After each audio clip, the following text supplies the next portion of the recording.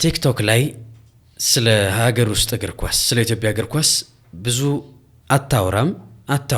ከሀገር ውስጥ እግር ኳስ ጋር መነካካት አልፈልግም። ስለ አንድ እግር ኳስ ቡድን ሀሳብ ስታነሳ ከብሔር ከዘር ከጎሰኝነት ጋር የሚያገናኝ ሊግ ውስጥ ሀገር ውስጥ እንደኔ ላለ ወጣት መነካካቱ በጣም አስቸጋሪ ነው የሚሆነው እና አሁን ባለውበት ምቾት ልክ የሀገር እግር ኳስ ስለማውራት ምቾት የሚሰጠኝ አይነት ሁኔታ ላይ ያለው ብዬ አላስብም። ይሄንን ደግሞ ከኔ በተሻለ በዚህ ሙያ ውስጥ ያሉ ትልልቅ ሰዎች በደንብ ሊያስረዱ ይችላሉ። በመታነሳቸው ሀሳቦች የምትጠመድበት ሀገር ውስጥ ያለነው ተረዳኝ። ሀሳብ ፎከስ ሳይሆን የሚደረግበት ፐርሰናል ኢሹዎች የሚደረጉበት የግል ጉዳዮች የሚደረጉበት አይነት ሀገር ውስጥ ያለነው እና እንደዚህ ባለ ኢንቫይሮንመንት ውስጥ እንደሌላ ያለ ወጣት ለማደግ በጣም አስቸጋሪ ነው። ከሳምንታት በፊት አንድ ጽሁፍ አጋራ።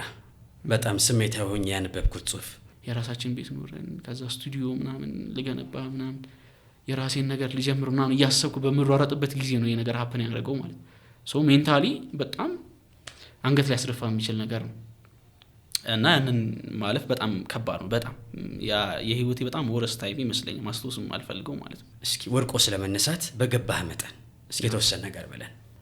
መውደቅ ያለ ነው። የሚሞክር ሰው ሁልጊዜ ሊወድቅ ይችላል። ያንን አምኖ ነው የሚሞክረው። ለኔ መውደቅ አለመሞከር ነው። የማይሞክሩ ሰዎች ይወድቁ ናቸው ብዬ አምናለሁ። ብዙ ትችት አለ እዚህ ጄነሬሽን ላይ። እኔ አልስማማም። ያ ሁሉ ትችት ይገባዋል ብዬ አላምንም። ብዙ የተበደለ ጄነሬሽን ብዬ ነው የማምነው እንደ አንድ የዚህ ጄነሬሽን አካል ማለት ነው እና ሁልጊዜ ሲወቀስ ነው የምሰማው ይሄ ጄነሬሽን።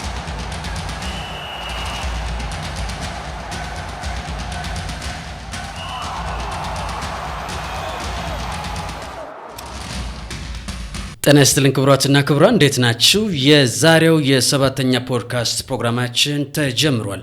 የዛሬው እንግዳችን በተለይም በቲክቶክ በደንብ የምታውቁት የእግር ኳስ ተንታኙ ሙሉነህ መብራቱ ነው።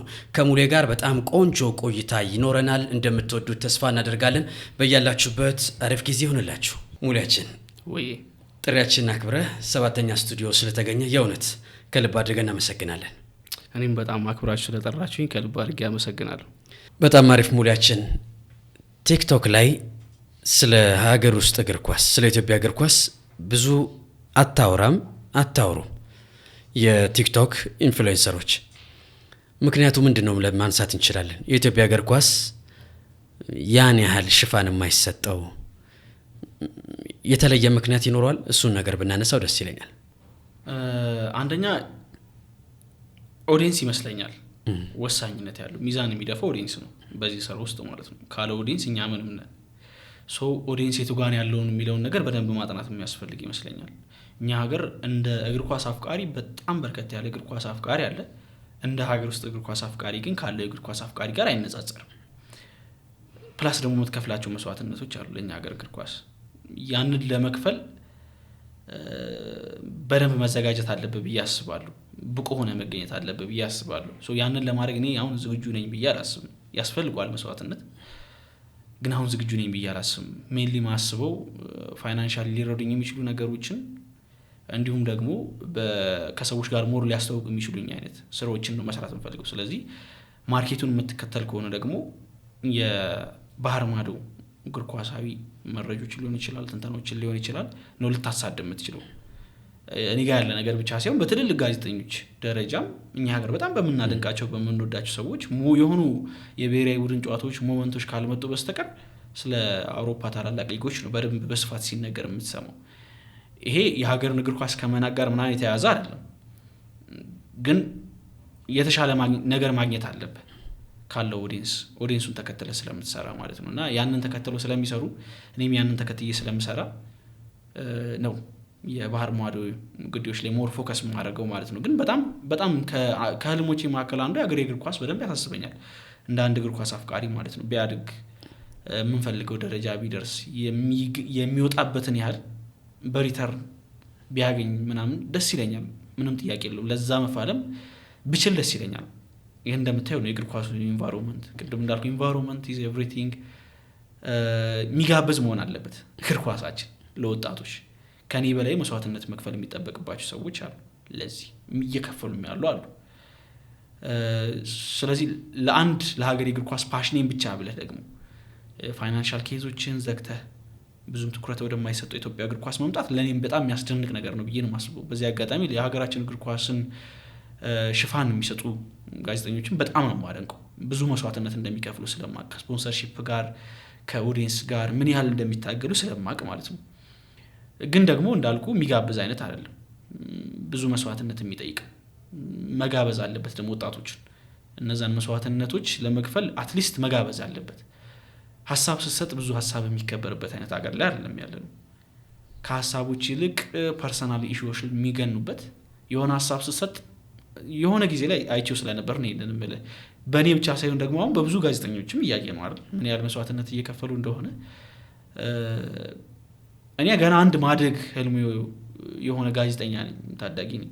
ሶ የኔን እድገት በተወሰነ መልኩ የሚገታው ይመስለኛል ይሄ። ምክንያቱም የሆነ ሐሳቦችን ስታነሳ ከፋን ጀምሮ እስከ አመራሮች ትልልቅ ቦታ ላይ ያሉ ሰዎች ሐሳቦችን በሐሳብ የመሞገት ሐሳቦችን እንደ ሐሳብ ከመቀበል ይልቅ ፐርሰናል ኢሹ የሚያደርጉት የመነቃቀፍ የመጣጣል አይነት ባህሪዎችን ነው የምታየው የኛ ሀገር እግር ኳስ ላይ። እና ያ ኤንቫይሮንመንት ደግሞ አይጋብዝም፣ ምንም ጥያቄ የለውም። ወጣቶችን የሚያበረታታ አይደለም። ወጣቶችን አይደለም ትልልቅ ጋዜጠኞች እንኳን ስለ ሀገራቸው እግር ኳስ ብዙ ሐሳብ ሲሰጡ የሚከበሩበት ቦታ እየሆኑ እንኳን አይደለም የምናገኘው አይደል። ያንን ሀስል ማድረግ ስለማይችሉ ያንን ሀስል ለማድረግ ፌስ ለማድረግ በጣም ስለሚቸገሩ ይመስለኛል ትልልቅ ጋዜጠኞችም የሸሹት ነፃነታቸውን ፍሪደማቸውን ለማግኘት። እኔ ስለ ውጭ እግር ኳስ ሳወራ በነፃነት የትም ቦታ እንቀሳቀሳለሁ። በነፃነት ከማንም ሰው ጋር ኮሚኒኬት ማድረግ ይችላሉ። ማንም ይሄንን ሐሳብ ለምን አነሳህ የሚለኝ የለም። ሐሳብ ካነሳም ሐሳብን በሐሳብ አሉ በተወሰነ መልኩ አንደርስታንዲንጋቸው ዝቅ ያሉ እግር ኳስ ተመልካቾች እግር ኳስ ስለምን እንደሆነ የማይረዱ ሰዎች ቢሆኑ ጊዜ ፈተና የሚሆኑበት ማለት ነው። ግን ዳትማች አይደለም በእኛ ሀገር ባለው ኮንቴክስት ልክ አይደለም የውጭ እግር ኳስ አፍቃሪ ማለት ነው። አንደርስታንዲንጉ የተሻለ ነው ብዬ አስባለሁ። ግን የኛ ሀገር ላይ ስንመጣ ብዙ መስዋዕትነቶች ይጠይቃሉ። ለዛ ነው ብዙዎቹ የሚያመልጡት አይ ቲንክ። ያንን ደግሞ ለማምጣት በደንብ ነፃ የሆነ ቦታ ለሐሳቦች ነፃ ለስራዎች ነፃ የሆነ ኢንቫይሮንመንት መፍጠር አለብን። ለወጣቶች ነፃ እድሎችን የሚያመቻች ቦታ መፍጠር አለብን ብዬ አስባለሁ። ያ ካልተፈጠረ በፍጹም አሁንም ሀገራችን በእግር ኳሱ ዙሪያ የሚገባትን ትኩረት ታገኛለች ብዬ አላስብም። እና ትልልቅ ጋዜጠኞች በቀላሉ ማንም ጋር ሳይነካኩ ስለ እግር ኳስ የሚወዱትን ነገር አውርተው በሰላማዊ መልኩ ኢንካም አግኝተው ምንም ችግር ህይወታቸው ላይ ሳይፈጠር ፐርሰናል ኢሹዎች ከሌሎች ሰዎች ጋር ሳያጋጥማቸው ህይወታቸውን መምራት ከቻሉ ይሄን ያህል ችግር ውስጥ መግባት የሚፈልጉ አይመስለኝም። እንደው ግን የሆነ መስዋዕትነት መክፈል አስፈላጊ ነው ከተባለ መጀመሪያ ያለበት ከነሱ ነው ብዬ አስባለሁ። አንደኛ የሆነ ፈተናዎች ቢገጥሟቸው እንኳን ፈተናዎችን ዲል የሚያደርጉበት መንገድ እንደኛ አይደለም፣ እንደ ወጣቶች አይደለም።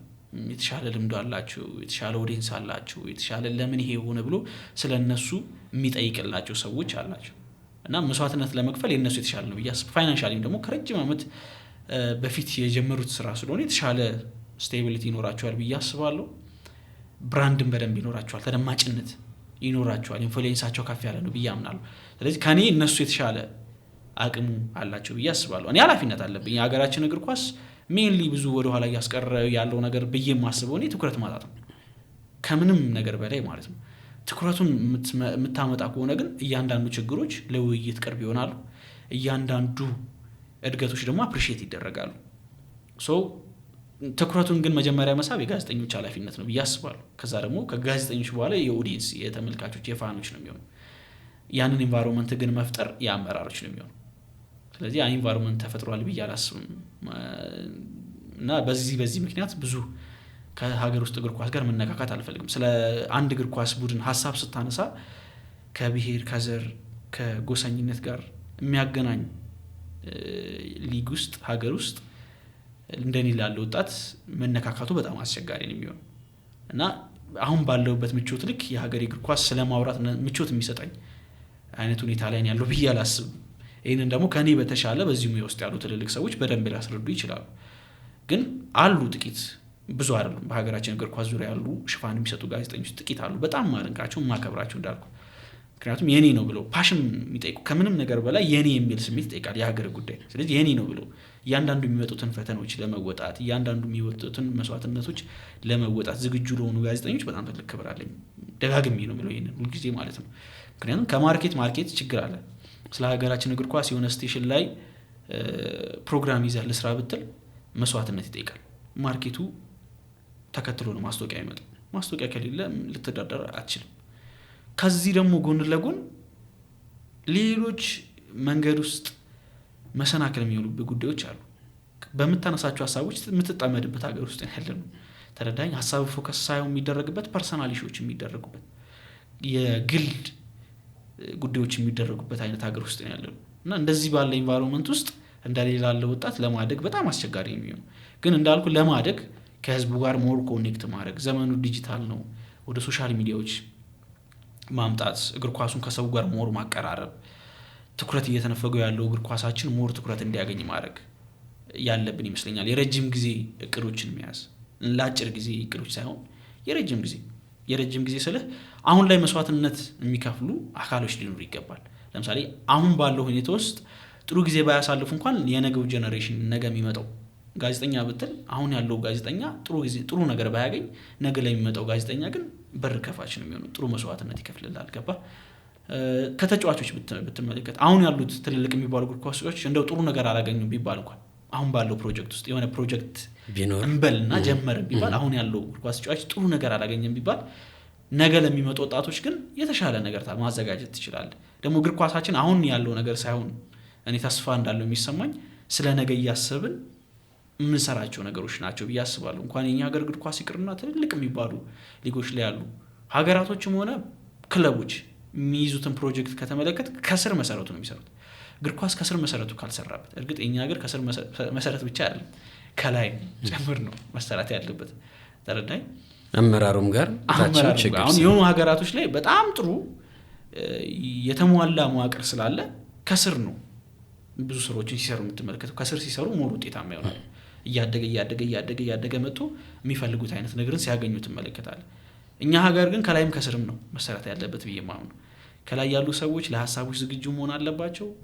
በር ከፋች መሆን አለባቸው። የረጅም ጊዜ እቅዶችን መያዝ አለባቸው ብዬ አምናለሁ። ክለቦችም የየራሳቸው ኃላፊነት አለባቸው። ከሰዎች ጋር ሞር ኢንጌጅ ማድረግ አለባቸው።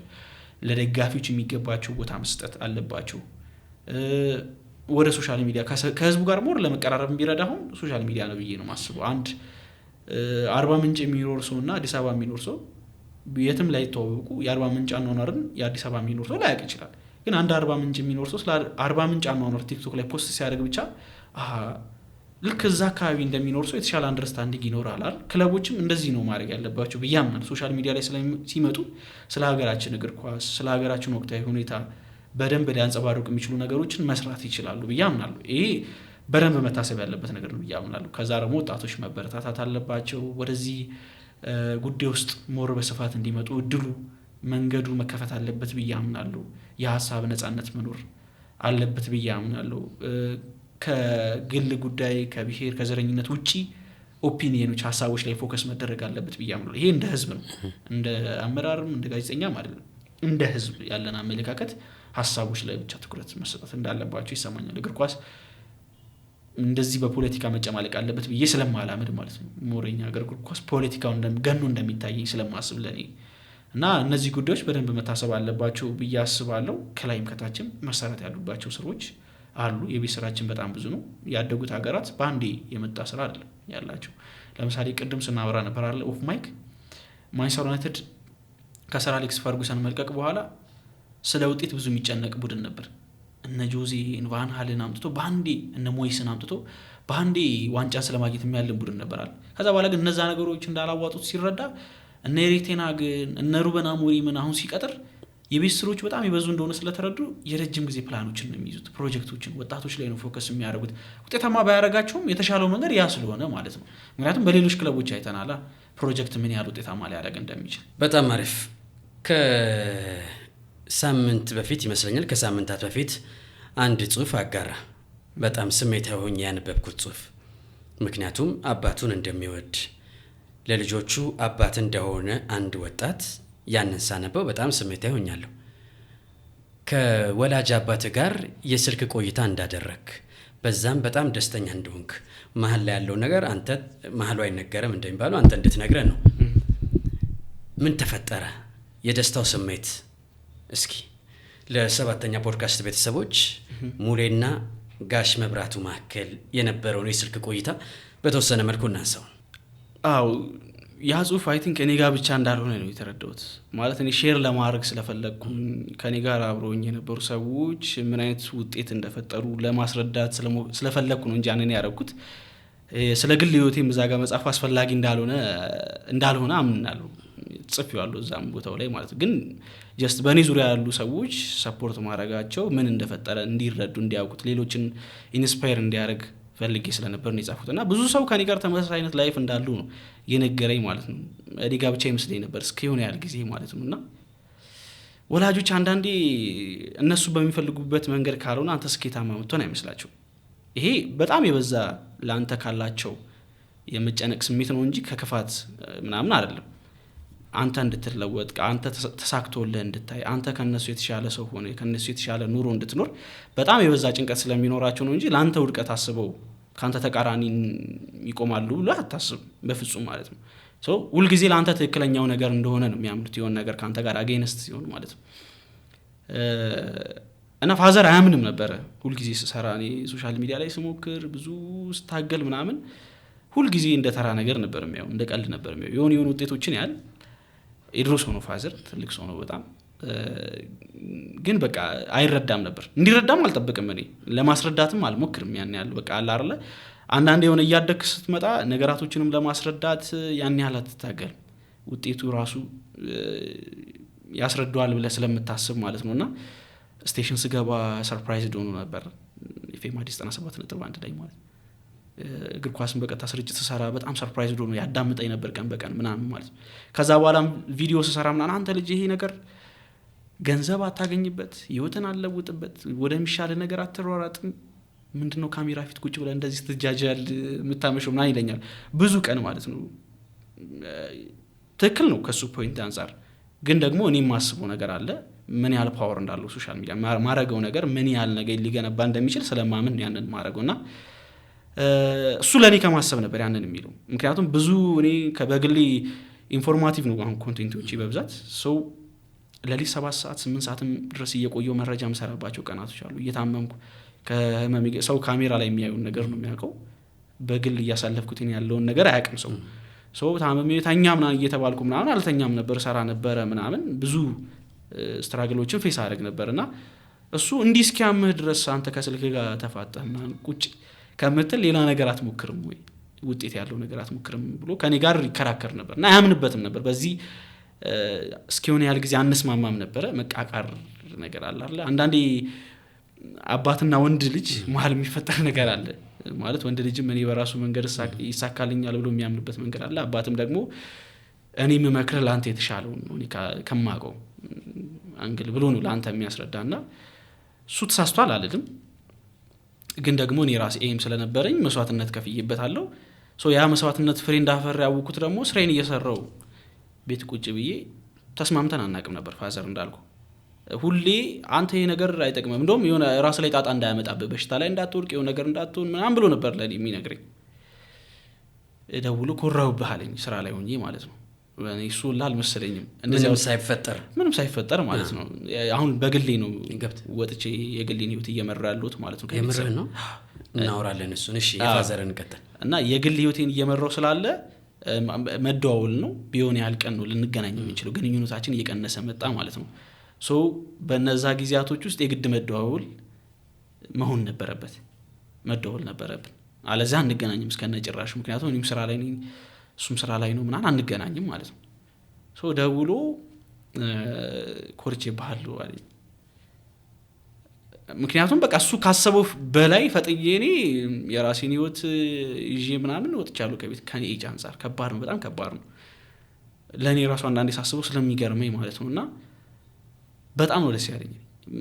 ብዙ መድረኮች ላይ ተደንቄ ያውቃሉ ብዙ ሶሻል ሚዲያ ላይ ሰዎች አርንቆኝ ያውቃሉ እንደዛሽ ቀን ግን ስደነቅ የተለየ ስሜት ተሰምቶኝ አያውቅም። በጣም ልዩ ቦታ ከምሰጠው ከምወደው ወላጅ አባቴ እንዲህ መባሌ በዛ ላይ ደግሞ ከኔ ጋር ተቃራኒ ሐሳብ ከነበረው ሰው ማለት ነው ይሄንን መስማቴ እንኳንም ለዚህ ነገር ታገልኩለት እንኳንም ለፎኝ እንድል ነው ያደረገኝና በጣም ኢሞሽናል ነው ያደረገኝ በጣም ማለት ነው ከምነግርህ በላይ በወቅቱ የነበረኝ ስሜት በጣም የተለየ ነበር በጣም ማለት ነው። እና ቅድም እንዳልኩ እንኳንም ታገልኩለት ነው ያልኩት ፋዘር ማምኑበት ፋይናሊ እሱ ወደሚያስበው ሳይሆን ወደ እኔ መንገድ መጥቶ የኔን ነገር አፕሪሺየት ሲያደርግ መስማት በጣም በጣም የተለየ ደስታ ነበር የሰጠኝ። በጣም ደስ ይላል።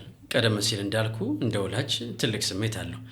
ልጅ በራሱ መንገድ ሄዶ አባት ያንን ፍሬ ሲያይ እንደ ወላጅ ደግሞ ከዚህ በላይ ኩራት የለም። ብዙ ኢንቨስት ያረክበት ነገር ፍሬ አግኝቶ በዚህ ልክ ያውም የአደባባይ ስራ ሲሆን የቢሮ ምናምን ስራ ሲሆን የአደባባይ ስራ ሲሆን ግን ኩራት ነው። አያችሁት ልጄን እያለ ቲክቶክ ሬዲዮ ላይ ሲሰማ ምናምን በጣም ደስ ይሏል። እሱ ብቻ ሳይሆን እኔ እኮ በደንብ ነው የምስማማው እሱ በሚላቸው ፖይንቶች። ትክክለኛ ፖይንት ሳይኖረው ቀርቶ አይደለም። የራሴ ዓላማ የራሴ ፓሽን የራሴ መንገድ ስላለኝ ነው የራሴን መንገድ የመረጥኩት እንጂ እሱ ትክክል አይደለም ብዬ አይደለም።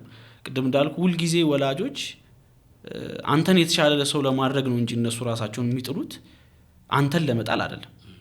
አንዳንድ የሚናገራቸው ነገሮች ባያስደስቱኝም ቢያስከፉኝም እንድሰላች ቢያደርጉኝም ለምንድን ነው እንደዚህ በዚህ ልክ የምታገለው ይህን ያህል ከቤተሰብ ጋር ተቃራኒ ቆም ምናምን እንድትል ቢያደርግህም ግን ደግሞ ለአንተ አስበው እንደሆነ ስለምትረዳ ያን ያህል አይከፋህም። እና ደግሞ የሚናገራቸው ነገሮች ትክክል ነበሩ። እኔ በጣም የበዛ እንዳልኩ ይሄ ስራ ውስጥ ይሄ ሙያ ውስጥ ባልገባ ኖሮ መሀል ላይ የምቆም ሰው ነበርኩ። ምክንያቱም ሌላ የተደገፍከው ነገር የተደገፍኩት ነገር የለም። እግር ኳስና ከልጅነት እስከ እውቀት እግር ኳስ ላይ ነው። ከልጅነት እስከ ልጅነት ነው ገና 23 ስለሆነ ከልጅነት እስከ ትልቁ ያው ማለት ይቻላል እንዲሁ ነገር ለማስረዳት ነው። በጣም ደስ ይላል። ትልቅ ኩራት ነው ብዬ አስባለሁ። በነገራችን ላይ እዚህ ምድር ላይ በልጠኸው እንዲያ የሚፈልግ አንድ ሰው ቢኖር አባት ነው። በልጠኸው ከሱ ከፍ ብለ እንዲያ የሚፈልግ አካል ነው። ስለዚህ አንተ ማኩረታቸዋል። በእርግጥም ጋሽ መብራቱ የሚያኮራ ልጅ አግኝቷል ማለት እንችላለን። ቀደም ሲል በልጠኸው ብቻ ሳይሆን ባይዘው አንተ እንድትበልጠው እሱ ደግሞ ራሱን የሚያጣ ብቸኛ ሰው ቢኖር። አንዳንዴ ሰዎች በልጣቸው እንኳን ስትገኝ ሊደሰቱ ይችላሉ። ግን አንተ ከነሱ የተሻለ ኑሮ እንድትኖር ራሳቸውን ማጣት የለባቸው ማለት አባት ማለት ያ ነው። ራሱን እያጣ ነው አንተ በልጠው እንድትገኝ የሚሞክረው። እሱ እያማረው አምሮቱን እየገደለ ነው ለአንተ መስዋዕትነት የሚከፍለው። በየትኛውም አይነት መንገድ እነሱ ካንተ ጋር ጌነስት ቢሆኑ እንኳን ልትከፋባቸው የሚገቡ ሰዎች አይደሉ። ስለምታውቅ ውስጣቸው ያለውን ስሜት ስለምታውቅ ማለት ነውና ራሱን የሚያጣ ሰው ለአንተ ብሎ አንተ የተሻለ ኑሮ እንድትኖር ብሎ ያንን መስዋዕትነት የሚከፍልን ሰው በየትኛውም አይነት መንገድ ልትከፋበት ይገባል ብዬ አላስብም። ምክንያቱም ከልብ ያለውን ነገር ስለምታውቅ ማለት ነው። ምን ብታደርግላቸው ግን ደስ ይላል? መድኃኔዓለም አቅሙን ቢሰጥ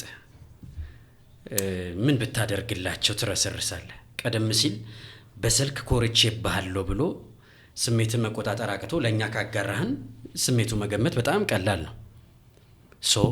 ሙሌ ምን ቢያደርግላቸው ህልመን ነገር ከቤተሰብ ጋር በተገናኘ የተሻለ ህይወት መስጠት ነው የኔ ትልቁ ህልሜ ማለት ነው። በጣም በህይወቴ ከምጠላቸው ነገሮች መካከል አንዱ ማጣትን አይቼውም ስለማቅ በጣም ምጠላቸው ድጋሚ እዛ ቦታ ላይ መድረስ የማልፈልገው ነገር ማጣት ማለት ነው። በየትኛውም አይነት መንገድ ቤተሰብ ያቶ ማየት አልፈልግም። ከዚህ መልኩ መማሪያ እንዲሁ ማንሳት እንችላለን። ለምሳሌ እኔ እንደ 7ኛ ልጅ እንደ መርካቶ ልጅ የመጀመሪያ ቤስት ፍሬንድ ሪኩዌስት ይልከልኝ ድህነት ነው። ማጣትን በደንብ አውቀዋለሁ ጥግ ድረስ። ለዛ ነው ከፍታው ብዙ እንትን ማያኮራ ዝቅታው ማያስፈራ። ለዛ ነው እንደ 7ኛ ልጅ ማጣትን ማየት አልፈልግም ስትል መማሪያ አሁን የተሻለው ሙሌ ቆሟል። አሁን የበለጠው ሙሌ ቆሟል። የትናንትናውን ሼር ማድረግ ብዙ እንትን ይላል ብዬ አላስብም። ሙሌ ማጣትን እስከምን ድረስ አይቶታል? በደንብ አይቼዋለሁ ብዬ ነው የማስበው።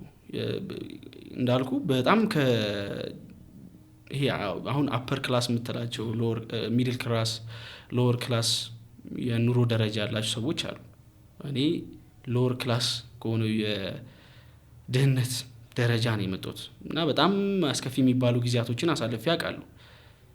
እንደው ፋዘር በጣም ብዙ ለፍቶ ምናምን ተሳክቶለት ደስ ብሎን እኛም ምናምን ቤት የመግዛት አጋጣሚው ነበረው ከረጅም ጊዜ ልፋት በኋላ ማለት ነው። እና ፊቱ ላይ አስታውሷል ያንን ደስታ ማለት ነው። እንዴት ደስተኛ ሆኖ እንደነበረ ከመቼውም ጊዜ በላይ ምናምን ማለት ነው። ሰማው ግን እሱ ቢውል ያደረገው ነገር በፈረሶች ምክንያት አጣ ነው ማለት ነው። እና አይ ቲንክ ያ የህይወቴ ሎስ ታይም ይመስለኛል። በጣም የከፋኝ ታይም። ቤቱ ተገዛ ከዛ ፈረሰ ማለት ነው። እና በጣም በጣም በጣም የህይወቴ ሎስ ታይም ሜንታሊ እንዲሁም ደግሞ በኑሮ ደረጃ ጥሩ ያልነበርኩበት ጊዜ ነበር። ያኔ ማስታወስም የማልፈልጋቸው ጊዜያቶች ነበሩ ፌስ ያደረግኳቸው ማለት ነው። ቤት እስክናገኝ ጓደኞቼ ጋር የነበርኩበት ጊዜ ነበር። ፋዘር ወደ እህቶቹ ቤት የሄደበት ጊዜ ነበረ ምናምን። በጣም በጣም ማስታወስ የማልፈልጋቸው ጊዜያቶች ነበሩ። ደግሞ እንዳልኩ አንዳንዴ ነገራቶችን ባታያቸው ይሻላል። ለምሳሌ እኔ አሁን በዝቅታ ውስጥ ተከራይ ሆነን ስንኖር ምናምን ያን ያህል ፊልም አላደርጉም። ምክንያቱም ሳቀው ጀምሮ እንደዛ ስለነበርኩ ማለት ነው፣ ራሴ ሳቅ ጀምሮ። ግን የሆነ ቤት ቢውልድ አድርጌያለሁ ብለህ ስታስብ ከዛ በኋላ የተሻለ ህይወት መጥቷል፣ በቃ እነዛ ጊዜያቶች አልፈዋል፣ ከዚህ በኋላ የተሻለ ነገር ነው የምናለም፣ ከዚህ በኋላ የተሻለ ነገር እናገኛለን ብለህ እያሰብክ ያንን ነገር ሉዝ ስታደርገው ፋዘር በስተርጅና የገነባው ቤት ሲያጠው የነበረውን ስብራት አውቀዋለሁ። የሆነ ያህል ጊዜ ራሱን አልነበርም፣ በጣም ነበር ልቡ የተሰበረው ማለት ነው። እና እኔ ጋም የአይነት ፊሊንግ ነበር። አይኖ እኔ ገና ነኝ፣ ጊዜ አለኝ፣ ረጅም ጊዜ። ያኔ ማምን ነበረ የሆኑ ነገሮችን ቼዝ ለማድረግ ከሱ የተሻለ ጊዜ አለኝ። ለሱ ግን በጣም ትልቅ የልብ ስብራት ነበረ። ቤተሰባችን ላይም ደግሞ ትልቅ መጥፎ የሚባል ዜና ነበር። እና ያንን ጊዜ አንድን ለማድረግ ብዙ ተቸግሬ ነበር። የሆነ ከራሴ ጋር ሙግት የገባሁባቸው፣ ከፈጣሪ ጋር የተጣላሁባቸው ጊዜያቶች ነበሩ። ለምንድነው በእኔ ህይወት ላይ ይሄ ሁሉ ነገር ሀፕን የሚያደርገው እያልኩ ማለት ነው። እና ይሄን ዲቴል አታወራቸውም፣ ገብቶኝ። ግን አሁን ይህንን ስነግርህ የሆኑ ፈተናዎች ሊኖሩ እንደሚችል በዛ ጊዜ ውስጥ በደንብ ትገምታለህ ብዬ አስባለሁ። ሰዎችም ይገምታሉ፣ ይህን የሚከታተሉ ሰዎች ማለት ነው። እና በጣም ብዙ መስዋዕትነት ከፍያለሁ። በእኔ ዙሪያ ያሉ ሰዎች አብዛኞቹ ሙሌ ዛሬ እዚህ ቦታ ላይ ስለመድረሱ በጣም ደስተኛ ናቸው። ለምን? የመጣበትን ባክግራውንድ ያውቃሉ። ጓደኞቼ ብቻ ሳይሆኑ የጓደኞቼ ቤተሰቦች በጣም ደስተኛ ናቸው፣ በጣም ማለት ነው። እና ረጅም መንገድ ነው የመጣሁት ያልኩ ለዛ ነው። የሆነ ጊዜ ላይ የተሻለ ነገር አገኘው ብዬ የራሳችን ቤት ኖረን ከዛ ስቱዲዮ ምናምን ልገነባ ምናምን የራሴን ነገር ልጀምር ምናምን እያሰብኩ በምሯሯጥበት ጊዜ ነው የነገር ሀፕን ያደረገው ማለት ነው። ሶ ሜንታሊ በጣም አንገት ላይ ያስደፋ የሚችል ነገር ነው። እና ያንን ማለፍ በጣም ከባድ ነው። በጣም ያ የህይወቴ በጣም ወረስ ታይም ይመስለኛል፣ ማስታወስም አልፈልገው ማለት ነው። አምናለሁ ነገ ላይ ነገሮች ተስተካክለው በዚህ ፔስ ሄደ በእርግጠኝነት ለፋዘር ቁልፍ እንደምትሰጣቸው የኔ ቢገስት ድሪም እሱ ነው። ለዛ ነው የተሻለ ህይወትን መስጠት የምመኘው ማለት። የተሻለ ህይወትን ማለት እነዚህን ያጠቃልል ነው። የራስ መኖሪያ ቤት፣ የራስ ንብረቶች ማፍራት ትልቁ የሚል ከቤተሰብ ከኬረር ውጪ ማለት ነው። ኬረር እንዳልኩ አሁን ባለበት መንገድ ረጅም ጉዞዎችን መጓዝ ፈልጋለሁ። ግን ከዛ ውጪ ባለ መንገድ ያንን ጊዜ መበቀል ፈልጋለሁ። የተሻለ ኑሮ ለቤተሰብም ለራሴም ሰጥቼ እና ደግሞ ያንን ለማድረግ የተሻለ መንገድ ላይ ከመቼውም ጊዜ በላይ እየሄድኩ ነው ብዬ አስባለሁ። በጣም ደስ ይላል። ቀደም ሲል ያነሳነውን አንድ ጉዳይ እናብራራውና ወደ እግር ኳሱ እንመለሳለን። በዚህ እድሜ ቤት ተከራይቶ መውጣት፣ ራስን መቻል፣ ስሜቱን ንገረኝ እስኪ። ትልቅ ኩራት ነው። አፍሪካ ውስጥ ያውም ኢትዮጵያ ውስጥ ራስን ገና በጠዋት ከቤተሰብ ለይቶ ማኖር ከዚህ በላይ ጀብዱ አለ ብዬ አላስብም። እባክን እስኪ ስሜቱን አጋራን። በጣም ነው ደስ የሚለው። አት ዘ ሴም ታይም ደግሞ በጣም ከባድ የሆነ ሪስፖንሲቢሊቲ አለ። ላትመለስ ነው የምትወጣው። ገባ? ከዚህ በኋላ ከባዱን መንገድ ነው የጀመርኩት፣ ዳገቱን ማለት ነው። ያንን ኃላፊነቱን ወስጄ ነው የወጣሁት፣ አምኜበት ማለት ነው።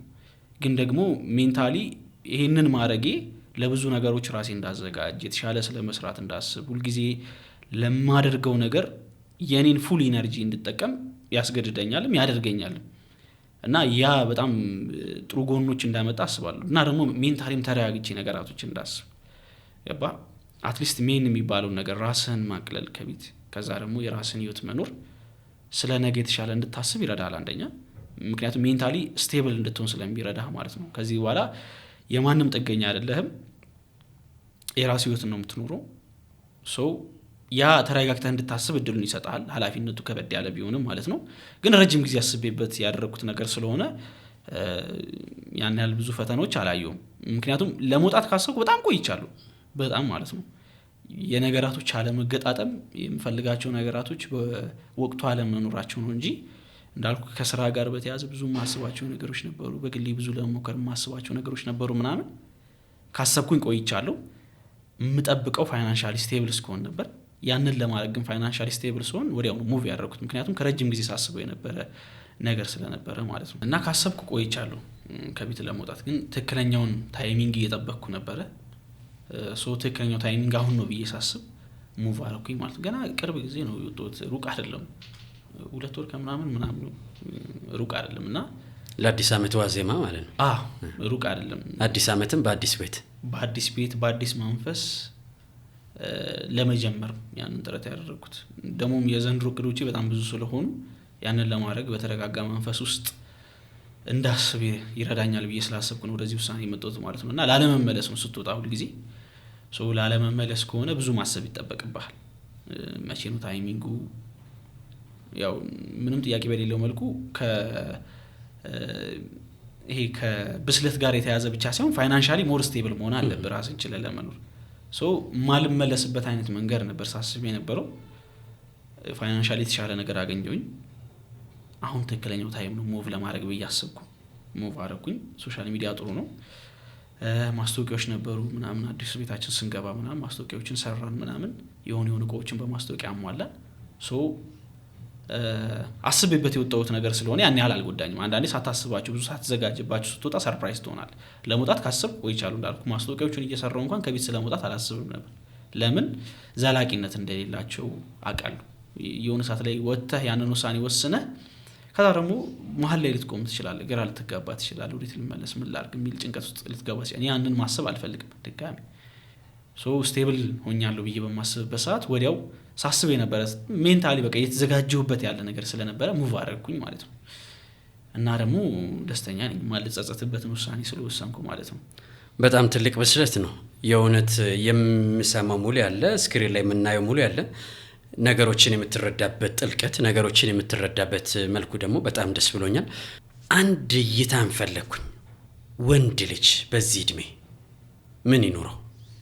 ወንድነትን ዲፋይን እንድታደርግልኝ እፈልጋለሁ። ይሄ የሶሻል ሚዲያው ጉዳይ ከመጣ በኋላ የሚነሱ ሀሳቦች አሉ። መኪና የሌለው ወንድ ይቅርብሽ፣ ወንድ ልጅን ከኪስ ጋር ኪሱ ከጨለመ ወንድነቱ በተወሰነ መልኩ ብለርድ፣ ኪሱ ብርሃናማ ከሆነ የሚሉ ነገሮች አሉ። ሀያዎቹ መጀመሪያ ያለ ልጅ የዚህ ዘመንን ወንድ እንዴት ነው የሚረዳው የሚለውን ነገር እኔ ሲዝን 3 ስለገባው ያንተን መረዳት ማወቅ ፈልጌያለሁ። እስኪ እባክህን። የወንድ ልጅ ኃላፊነቶች በጣም ከባድ ናቸው። በምንኖርበት ኑሮ ሞር ጫናዎቻችን በጣም ከፍ ያሉ ናቸው። በጣም ከባድ ጫናዎች አሉብን። እያንዳንዱን ነገር በራስህ በግል መወጣት ይኖርብሃል። ኢቭን ለትናንሽ ነገሮች ጊቭ አፕ የምታደርግ ከሆነ ወንድ አይደለህ እንዴ ነው የምትባለውና በቀላሉ መሰበር የለብም። ለእያንዳንዱ ፈተናዎች ራስን ማዘጋጀት አለብህ ብዬ አምናለሁ። ከዛ ባለፈ ግን ስለ ህይወት የምትጠይቀኝ ከሆነ ሁልጊዜም ወንድ ልጅ በዚህ እድሜው ላይ ቅድም እንዳልኩ ራሱን መገንባት አለበት ብዬ አምናለሁ። ነገውን የተሻለ ለማድረግ ዛሬ ብዙ ጊዜው ማሳለፍ ያለበት ራሱን ስለመገንባት ነው። እንዳልኩ አለው ደረጃዎች አሉት። ራስን ስለመገንባት የምታስብባቸው ጊዜያቶች መጀመሪያ ራስን ከማግኘት ነው የሚጀምረው። እኔ የት ነው ያለሁት? ምን ማድረግ እችላለሁ? በጣም ለራስ ጊዜ ሰጥቶ ማሰብ ማለት። ምክንያቱም እኔ ብዙ ጊዜ ከራሴ ጋር የተማከርኩባቸው የተወያየሁባቸው ጊዜያቶች ስለነበሩ መጨነቅ አሁንም መጥፎ ነገር አይደለም፣ ለሁሉም ለመናገር ማለት ነው። መጨነቅ እንደ መጥፎ ነገር የሚያክሱላሉ ማለት ነው። የሆነ ኤጅ አለ በሀያዎቹ ጅማሩ ላይ እንዳለ ወንድ ጭንቀታም አለ ብዬ አላስብም ፐርሰናሊ ማለት ነው። ምክንያቱም ነገውን ስለማሰብ፣ ቤተሰቡን ስለማገዝ፣ የራሱን ኑሮ የተሻለ ስለማድረግ፣ ቤተሰብ ስለመመስረት፣ በቃ ነገ የት ነኝ የሚለውን ጊዜ የሚያስብበት ጊዜ ነው ብዬ ስለማስብ ማለት ነው። እና እነዛ ሀሳቦች ናቸው ደግሞ ሪያሊቲ የሚሆኑት። ራስን መገንባት ላይ ፎከስ ማድረግ አለብህ ብዬ አስባለሁ። እኔ የት ነኝ ራስን ማግኘት አለብህ። ከዛ ደግሞ ራስን በምታውቀው ነገር ውስጥ መገንባት በየትኛውም አይነት መንገድ ይሁን አማራጮችን ማስፋት፣ ከትምህርት ሊሆን ይችላል፣ ከስራ ሊሆን ይችላል፣ ከኢንካም ሊሆን ይችላል። ወድቀው የማይወድቅ ሰው ለመሆን ሁልጊዜም ለፈተናዎች ዝግጁ መሆን፣ ራስን ቢውልድ ማድረግ አለብህ ብዬ አስባለሁ። በዛ ኤጅ ላይ አይ ቲንክ ብዙ ሰዎች የሚሸወዱት ብዙ መጨናነቅ አንፈልግም ብለው ስለ መዝናናት የሆኑ ላይፎች ስለ መግባት ምናምን ስለሚያስብ ይመስለኛል። ከዛ ደግሞ ጊዜው ካለፈ በኋላ መራረጥ፣ ወይኔ ያኔ እንደዚህ ማድረግ እየቻልኩ ያኔ እንደዚህ መሞከር እየቻልኩ ምናምን የሚል ጭንቀት ውስጥ ከምትገባ ይሄ ኤጅ የምትጨነቅበት ኖርማል ነው። ይሄ ናቹራል የሆነ ነገር ነው ብዬ ስለማስብ ከትምህርት ጋር ጊዜ የሚያልፍበት ከዛ በኋላ ደግሞ ስለ ግል ላይፍ የምታስብበት ጊዜ ስለሆነ ሁሉም ነገር በጊዜው ሲሆን ያምራልና ብትጨነቅ መጥፎ ነው ብዬ አላስብም። ራስን ስለመገንባት ደግሞ ሲሆን ጥሩ ጭንቀት ነው ብዬ ነው የማስበው። ይሄ ፖዚቲቭ የሆኑ ጭንቀቶች አለ አይደል? ላይክ አሁን ትራውማ ምናምን አይደለም ማለት ስላለፈው እያሰብክ እንድታዝን እንድትበሳጭ ምናምን አይደለም። ስለወደፊት ግን እያሰብክ ራስን የተሻለ ኑሮ ውስጥ እየሳልክ መጨነቅን የመሰለ ነገር አለ ብዬ አላስብም። ነገውን እያሰበ መታተር አለበት ብዬ አስባለሁ። ሁልጊዜ ዴዲኬትድ መሆን፣ ይሄ መስመር የሚያስቱ አላማን የሚጥሉ ጉዳዮች ውስጥ መገኘት አለበት ብዬ አላስብም። በዚህ ኤጅ ላይ ስትሆን ሁልጊዜ ስለመለወጥ ብቻ ከዛ እድሎች ሲመጡ እድሎችን በሚገባ መጠቀም አለበት ብዬ አስባለሁ። በዚህ እድሜ ከሚመጡ ተግዳሮቶች መካከል ዋነኛው ጾታዊ ጉዳይ ነው። ሙሌ ዝነኛ ነው፣ መልከኛ ነው፣ ወጣት ነው። አልተዋጠለም መመስከር ከነዛ መካከል ጾታዊ ጉዳዮች ናቸው። በግልጽ ደግሞ እናውራ። እንዴት ነው ጥያቄዎች ሊመጡ ይችላሉ። መምጣት ብቻ አይደለም፣ ገፋ ሊሉ ይችላሉ። ምክንያቱም ያንተ ስራ የቢሮ ስራ አይደለም፣ ወር የሆነ ነገር አይደለም። አደባባይ ላይ ትታያለህ፣ ተከታዮች ይኖራሉ ምናምን። ሰፈር ውስጥ ሙሌ የሆነ ቦታ ላይ ሙሌ ምናምን ሲኖር ተጽዕኖ ውስጥ የመግባት ነገር ሊኖር ይችላል። ጾታዊ ጉዳዮችን ሙሌ እንዴት ነው የሚቀበላቸው? እንዴት ነው የሚያስተናግዳቸው? የተጀመረ ነገር እስካለ እሱን ጉዳይ እናንሳው እስኪ።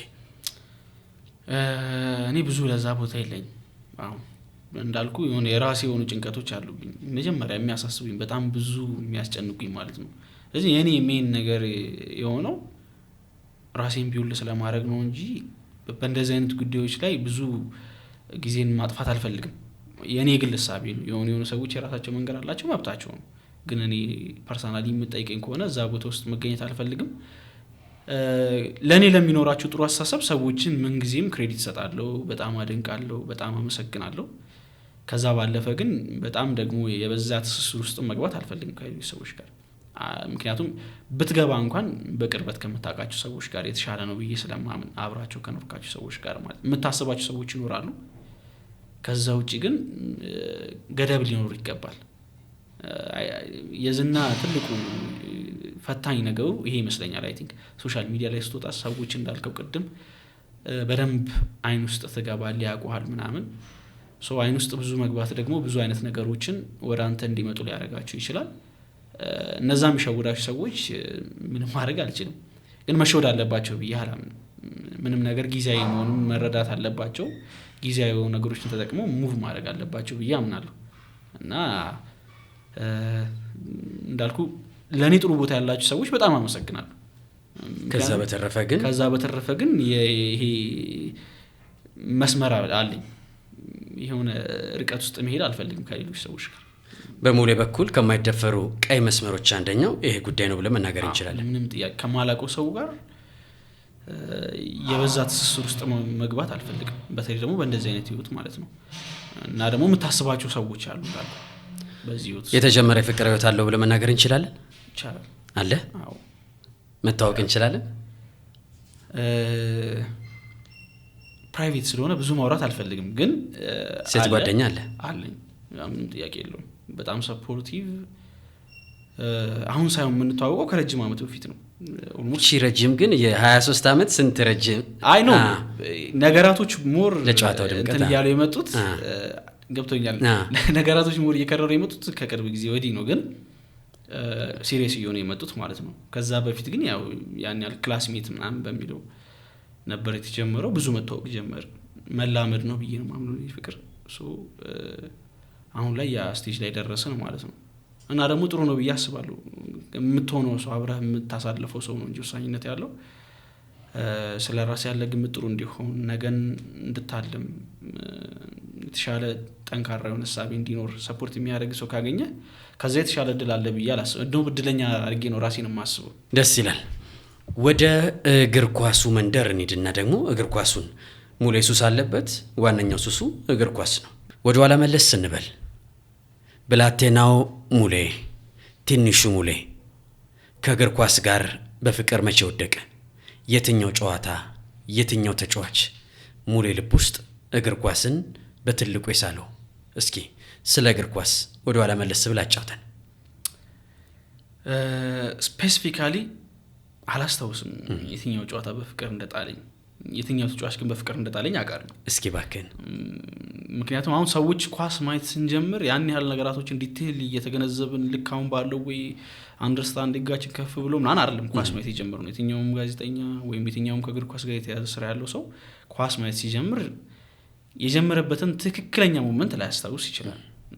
ከሆነ ጊዜ በኋላ ነው በዛ ነገር ውስጥ ብዙ እያወቀ ብዙ እያተረፈ ማይረሱ አጋጣሚዎችን እያሳለፈ የሚመጣው ማለት ነው።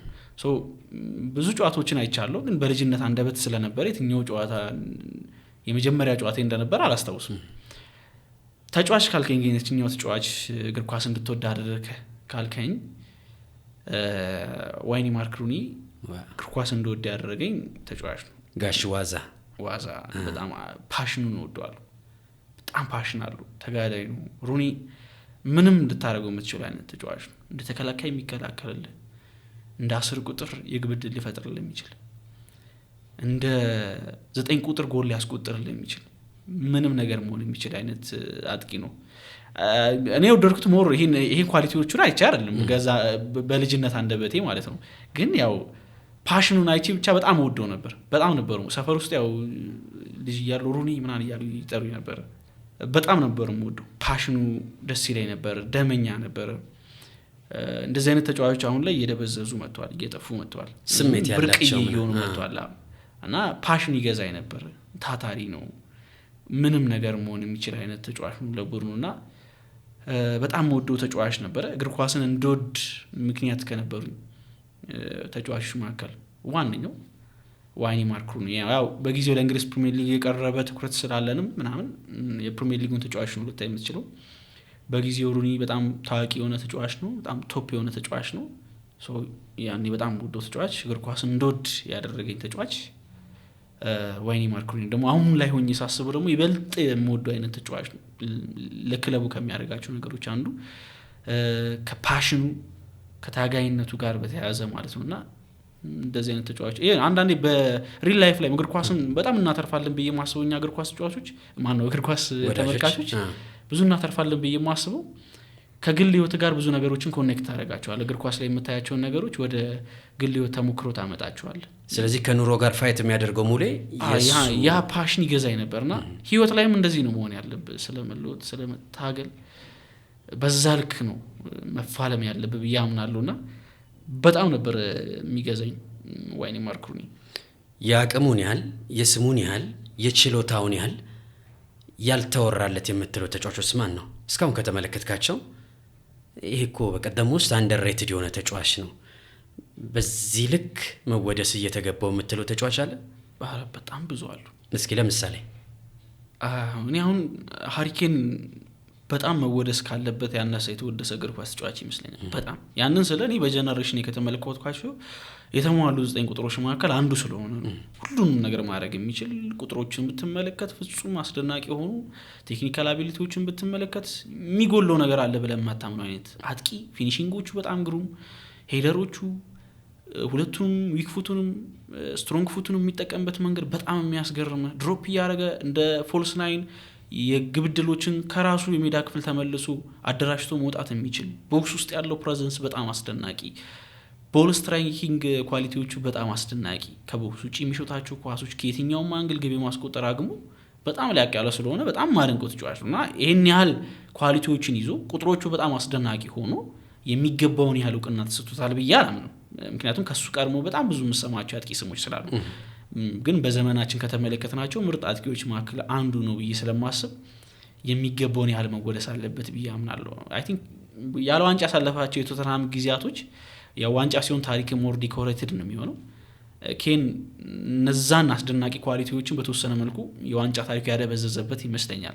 ፋይናሊ ከሙኒክ ጋር ቡንደስሊጋ ማሳካቱ ነው እንጂ እሱንም ፈርስት ይር አቶ ነበር፣ ሰከንድ ይር ላይ ግን ማግኘት ችሏልና የዋንጫ ታሪኩ ዲኮሬትድ አለመሆኑ የሚገባውን ያህል እውቅና እንዳይሰጠው ያደረገው ይመስለኛል።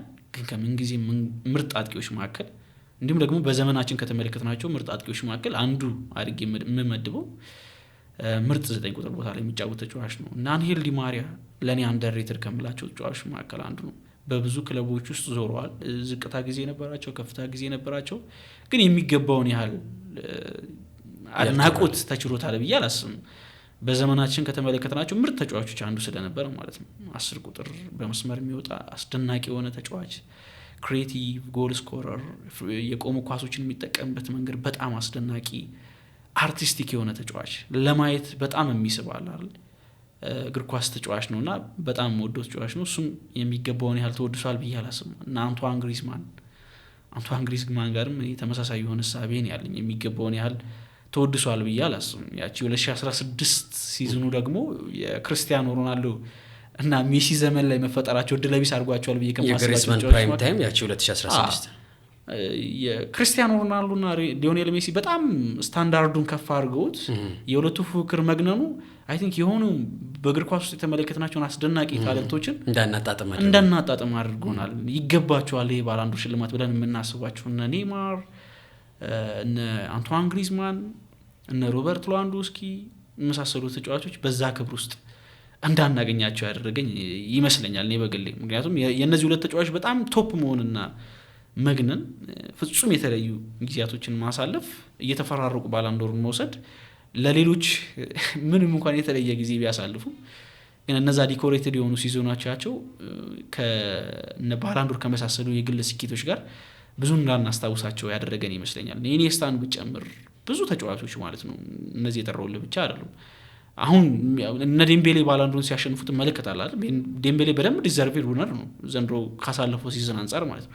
ግን ሌትስ ሴይ እስቲ እነዛን ተጫዋቾች አሁን ላይ ብናመጣቸው የሜሲና የክርስቲያኖ ሮናልዶ ዘመን ላይ ባይፈጠሩ ኖሮ እንዴት ነው የግል ስኬቶችን ሊጠራርጉ የሚችሉት? እነ ኔይማር የዚህ ጄኔሬሽን ተጫዋቾች ቢሆኑ እነ አንቷን ግሪዝማን አንዳንዴ ጥሩ ጊዜ ላይ ተፈጥረህ ቢሆን ኖሮ የተሻሉ ስኬቶችን መሰብሰብ ትችላለህ ብዬ አምናለሁ። ያ ግን ከነሱ ስታንዳርድ በጣም ከፍ ያሉ ተጫዋቾች እዛ ዘመን ላይ መፈጠራቸው የነሱን ሪል ማንነት በግል ስኬቶች ዙሪያ እንዳንመለከት ያደረገን ይመስለኛል። በጣም አሪፍ ሙሊያችን።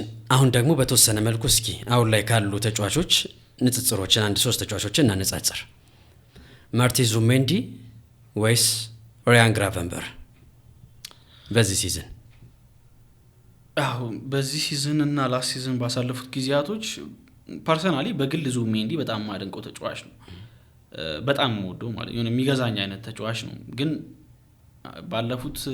ባለፈው አመትና ዘንድሮ በሊቨርፑል ቤት እያደረገ ስለሚገኙ ስራ ራያን ግራቨንበርች ተቀዳሚ ምርጫዬ ነው። አይ ቲንክ ግሎችን በማስቆጠር የሚሳተፍበት መንገድ፣ ቡድናቸው እየተጓዙ በሚገኝበት መንገድ ያላቸው አስተዋጽኦ የተለያየ ነው ብዬ አስባለሁ። ሊቨርፑል ያለ ግራቨንበርች በጣም የሚቸገር ቡድን ነው። አርሰናል ያለ ዙቢሜንዲ አይቸገርም ማለት አይደለም፣ ግን የሊቨርፑልን ያህል ይቸገራል ብዬ አላስብም። የሊቨርፑል ሜን ኢንጂን እሱ ነው ብዬ ነው የማስበው ራያን ግራቨንበርች ማለት ነውና ላስት ሲዝን በጣም አስደንቆኝ ነበረ። ከጠበቅኩት በላይ የሆነ ፐርፎርማንስ አሳይቶ የሊጉም ባለክብር አድርጓቸው ነበር። በከባዱ ሊግ ላይ ነው ያንን አይነት ኮንሲስተንት የሆነ ፐርፎርማንስ ያሳየን የነበረው።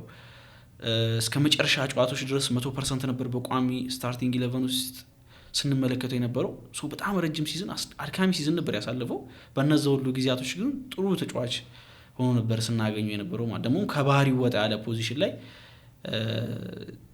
ኃላፊነት ተሰጥቶት ነበር ሲጫወት የነበረው። ሲመጣ ለ8 ቁጥር ፖዚሽን ነበር የመጣው፣ ግን 6 ቁጥር ቦታ ላይ ሌላ ሚና ተሰጥቶት በጣም የተለየ ኳሊቲ ያለው ተጫዋች እንደሆነ አስመልክቶናልና በግሌ ዙቢሜንዲ በጣም የሚገዛኝ ተጫዋች ነው እንዳልኩ። ግን እያደረጉት ለቡድናቸው እያደረጉት ባለው ነገር ሞር ራያን ግራቨንበርችን መመረጥ ይመስለኛል። እንደ አዲስ መወለድ፣ እንደ አዲስ መሰራት አንዳንድ ሰዎች ካመኑብህ እድሉን ከሰጡ ሌላ ታምር መስራት እንደምትችል እኔ ራያን ግራቨንበርች ምሳሌ ነው ብዬ አስባለሁ። በክሎፕ ጊዜ እድል ያልተሰጠው፣ በክሎፕ ጊዜ ያን ያህል በተጠበቀው ልክ ያለው ነው ተጫዋች። የሀገሩ ሰው አርነ ስሎት መጥቶ ሜዳውም ኤዮኖ ብሎት በዚህ ልክ ሻይን ማድረግ በጣም ያስገርማል። ኢንቫይሮንመንት ኢዝ ኤቭሪቲንግ ላሉ በተደጋጋሚ ማለት ነው። ጥሩ ኢንቫይሮንመንት ውስጥ ከሆንክ ካንተ ባህሪ ወጥተህም ሌሎች ካራክተሮችን መጫወት ትችላለህ ብዬ አስባለሁ። እና ሊቨርፑል ቤት በጣም ጥሩ ኢንቫይሮንመንት አለ። የሚነፍሰው አየር በጣም አሪፍ ነው። ለምሳሌ ማንቸስተር ቤት ስንመጣ ማንቸስተር ዩናይትድ ቤት ኢንቫይሮንመንቱ ነው ሜን ፕሮብሌሙ ብዬ የማስበው። ኢንቫይሮንመንቱ ኢን ሴንስ በመዋቅሩ ዙሪያ በቡድኑ ግንባታው ዙሪያ ያለው የሚነፍሰው አየር ኢንቫይሮንመንቱ ጥሩ ነው ብዬ አላስብም። ከዛ ደግሞ ከሚዲያዎች ያለው ጫና ቡድኑ ራሱን ለመገንባት የሚሄድበት ርቀት ጥሩ ነው ብዬ አላስብም።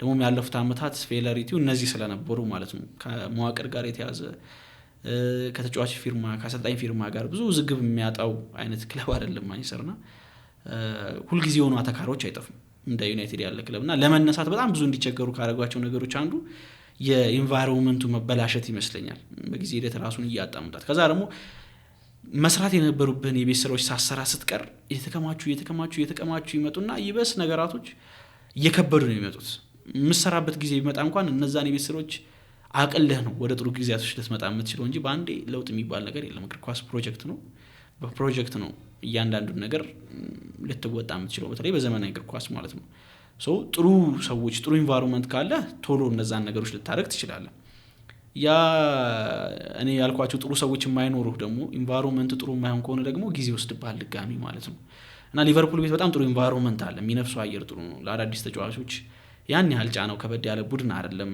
ስፖርቲንግ ዳይሬክተሮቹ ሲኢኦዎቹ ባለፉት አመታት ከአሰልጣኞች ጋር ከተጫዋቾች ፊርማ ጋር የሚሰሩት ስራ በጣም የሚደነቅ ነው በጣም ማለት ነው ሪቻርድ ዊች ከበርንማውዝ ነው ያመጡት ግን ማይክል ኤድዋርድ የሊቨርፑል አሁን ሲኢኦ የሆነው ግለሰብ ማለት ነው ከዛ በፊት ስፖርቲንግ ዳይሬክተር ነበር በኤርገን ክሎፕ ቅጥር ውስጥ በጣም አስደናቂ ሚና የነበረው ሰው ነበር ከዛ በኋላ አርነ ስሎትም ተመሳሳይ ሪቻርድ ዊችም ወደ ቡርኑ ሲመጣ ያመጣው እሱ ነበር አሁን ላይ ከሚገኙ ምርጥ ስፖርቲንግ ዳይሬክተሮች መካከል አንዱ ነው ያለምንም ጥያቄ ግን አሁን በሲኢኦነት ነው ሊቨርፑል ቤት እየሰራ የሚገኘው የሚና እድገት ተሰጥቶት ማለት ነው ግን አየሩ በጣም አሪፍ ነው በቃ ኢንቫይሮንመንት ጥሩ ሲሆን አንዳንዴ ብዙ አትቸገርም አርነ ስሎት የመጡበት መንገድ የተቀጠሩበት መንገድ በጣም አሪፍ ነው ከዛ የተሰጣቸው ምቾት ያላቸው ፕሮቴክሽን በጣም አስደናቂ ነው ነፃነታቸው በጣም ጥሩ ነው እግር ኳስ ደግሞ እንደዚህ አይነት ነገሮች በደንብ ይፈልጋል በደንብ ማለት ነው አርነ ስሎት ደግሞ በራሳቸው ጥሩ አሰልጣኝ መሆናቸው ሌላ ኢንቫይሮንመንት ይፈጥራል ለተጫዋቾች ማለት ነው 7 ጊዜ ብትወድቅም 7 ጊዜ ትነሳለህ የድርጅታችን የ7ኛ ፖድካስት ሞቶ ነው ወድቆ ስለመነሳት ወጣቱ ልዑሉ የቲክቶክ ልዑል ማለት ይችላልው ሙሉነ ምን ይላል እስኪ ወድቆ ስለመነሳት በገባህ መጠን እስኪ ተወሰነ ነገር በለን በመጀመሪያ መርሁ ደስ ይላል የፖድካስቱ ስም ያወጣችበት መንገድ ከዛ አይዲያው ደስ ይላል በጣም ወድቆ መነሳት ያለ ነው መውደቅ ያለ ነው መነሳት ደግሞ ከጣርክ የማይቀር ነው የትኛው ቦታ የምትፈልግ ከሆነ ከጣርክ መድረስ አይቀርም 7 ጊዜ ብትወርቅ 7ኛ ላይ ትነሳለህ ማለት ያ ነው ትርጉሙ ማለት ነውና መውደቅ ያለ ነው የሚሞክር ሰው ጊዜ ሊወድቅ ይችላል ያንን አምኖ ነው የሚሞክረው ለኔ መውደቅ አለ መሞከር የማይሞክሩ ሰዎች ይወድቁ ናቸው ብዬ አምናለሁ የሚሞክሩ ሰዎች ግን ቢወድቁም እንደሚሳካላቸው የሆነ ሰዓት ላይ አንደኛ ላይ ቢወድቁ ሁለተኛ ላይ ድጋሚ ሲሞክሩ ቢወድቁ ሶስተኛ 7 ጊዜ ቢወድቁም ቢሆነ ሙከራቸው ግን እንደሚሳካላቸው ታውቃለህ ስለዚህ ሁሉ ጊዜ ላይ የሚሞክሩ ሰዎች እድል በሯን ብዘጋም ወይም የዘጋች ቢመስልም የሆነ ሰዓት ላይ ግን የሚፈልጉትን ነገር እንደሚያገኙ ምንም ጥያቄ የለውም እና ወደቅን ማለት ያለ ማብቂያ ማለት አይደለም ብዙ የወደቁ ሰዎች የት እንደደረሱ ተመልክተናል አይደል በህይወታቸው ብዙ ነገሮችን ለማድረግ ሞክረው ብዙ ስትራግሎችን አይተው መድረስ ከፈለጉት ቦታ ለመድረስ ብዙ ትግል አድርገው በብዙ መከራ ውስጥ አልፈው የደረሱ ሰዎች አሉ በተደጋጋሚ ወድቀው ብዙ መሰናክሎች አጋጥሟቸው ምናምን ማለት ነው እና በእኔ ህይወትም እነዛ ነገሮች አጭር እድሜ ቢሆንም 23 አመት ትንሽ ቢሆንም ግን በእኔ ህይወትም የተመለከትኳቸው ነገሮች ናቸው በዛ ልክ በጣም ረጅም እድሜ እንደኖረ ሰው ምናምን ላስረዳ አልችልም ግን ከኔ ህይወት አንፃርም እንኳን የምመለከታቸው ነገሮች ስለሆኑ ወድቆ መነሳት ያለ ነው የሚሞክሩ ሰዎች ሊወድቁ ይችላሉ ስለዚህ መውደቅን ፈርተ ደግሞ አለመሞከር ስንፍና ነው መሞከር ደግሞ በመጀመሪያው ባይሆን በሁለተኛው ባይሆን ቅድም እንዳልኩት 7 ጊዜ ብትወድቅ ልትነሳ ትችላለህ ስለዚህ መሞከርን የመሰለ ነገር የለም የሚሞክሩ ሰዎች ሁሉ ጊዜ ተስፋ አላቸው ተስፋ የሌለው ሰው ለኔ ኦሬዲ በቁም የሞተ ሰው ነው ተስፋ የሌለው ሰው ማለት ነው ተስፋ ካለ ሁሉ ጊዜ የመኖር ፍላጎት ከፍ ያለ ነው የመታገል ፍላጎት ከፍ ያለ ነው በምንም አይነት ሲቹዌሽኖች ውስጥ የማለፍ እድልህ በጣም ከፍ ያለ ነው ተስፋ ካለ ማለት ነው ተስፋ ነው ትልቁ ኢነርጂ ብያምናለሁ 23 አመት ነው በጣም ወርቃማ እድሜ ላይ ነው ያለው በቲክቶኩ ከ600 ሺህ በላይ ተከታዮች አሉ ሙሌን የሚያዳምጡ ሙሌን የሚሰሙ ሙሌን ገና በዚህ እድሜ እንኳን እንደ ሞዴል የሚመለከቱ ታዳጊዎች አሉ ወጣቶች አሉ እስከዚህ እድሜ ድረስ ምናልባት በህይወት ውስጥ የተመለከትከው እዚህ ለመድረስ መውጣቱ መውረዱ በተወሰነ መልኩ ለነዚህ ታዳጊዎች ለነዚህ ተከታዮች በተወሰነ መልኩ ሼር የምናደርገው ሐሳብ ካለ እስኪ በተወሰነ መልኩ እናሳው እኔ እድሜ ነው እንጂ የመጣሁት መንገድ በጣም ረጅም ነው። እድሜ ትንሽ ነው ግን ደግሞ ወደኋላ መለስ ብዬ ሳስበው በጣም ረጅም መንገድ ነው የመጣሁት። እስኪ በደንብ እናንሳ። ብዙ ስትራግሎችን አይቻለሁ። ሶሻል ሚዲያ አሁን ሜንሊ የሚሰራው ሶሻል ሚዲያ ነው፣ መተዳደሪያም ሆኗል እና በዛ መንገድ ነው የመጣሁት። ብዙ እድሎችን ልታገኝበት የምትችልበት ቦታ ነው። ግን እኔ በጀመርኩበት ሰዓት እንደዛ አልነበረም። ያን ያህል ከፍ ያለ ኦፖርቹኒቲ አልነበረም ሶሻል ሚዲያ ላይ እና ብዙ ታገያለሁ። በጣም ብዙ ከአንዱ ሶሻል ሚዲያ ወደ አንዱ ሶሻል ሚዲያ የተገለበጥኩበት ጊዜ በጣም ብዙ ነበረ። ያልዞርኩት ሶሻል ሚዲያ የለም። ግን በእነዚህ ሁሉ ጊዜያቶች ውስጥ ልምዶችን አትርፌያለሁ፣ የተሻሉ እውቀቶችን አትርፌያለሁ፣ ሰዎችን አትርፌያለሁ ከምንም ነገር በላይ ደግሞ እና ብዙ መንገድ መጥቻለሁ። ከእድሜ አንጻር ሳስበው ደግሞ ያስደነግጠኛል። አንዳንድ ለራሴ ቆም ብዬ ሳስበው 23 ዓመቴ ነው አሁን ያለሁበት ቦታ ለእኔ በ23 ዓመቴ ሳይሆን ከዛ ከፍ አድርጌ የማቅደው ወይም የማስበው አይነት ቦታ ላይ ነው ያለሁት ለእኔ ማለት ነው።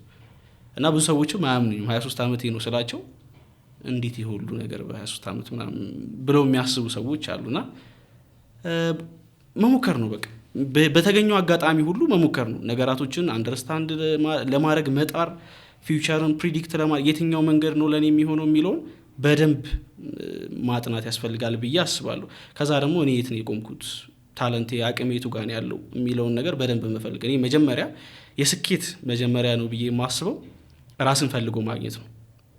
እኔ ምን አይነት ሰው ነኝ፣ ምን አይነት ስራ ልሰራ እችላለሁ፣ በምን አይነት ስራ ውስጥ ደግሞ ምርጥ ነኝ ብሎ ራስን ማግኘትን የመሰለ ስኬት የለም።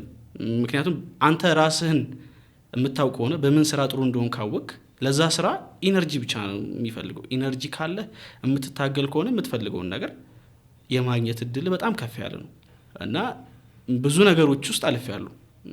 እስከ ቲያትር ቤቶች ገብቼ አውቃለሁ። በታዳጊነት በቦክስ ህይወቶች ውስጥ አልፌ አውቃለሁ፣ በልጅነት ማለት ነው።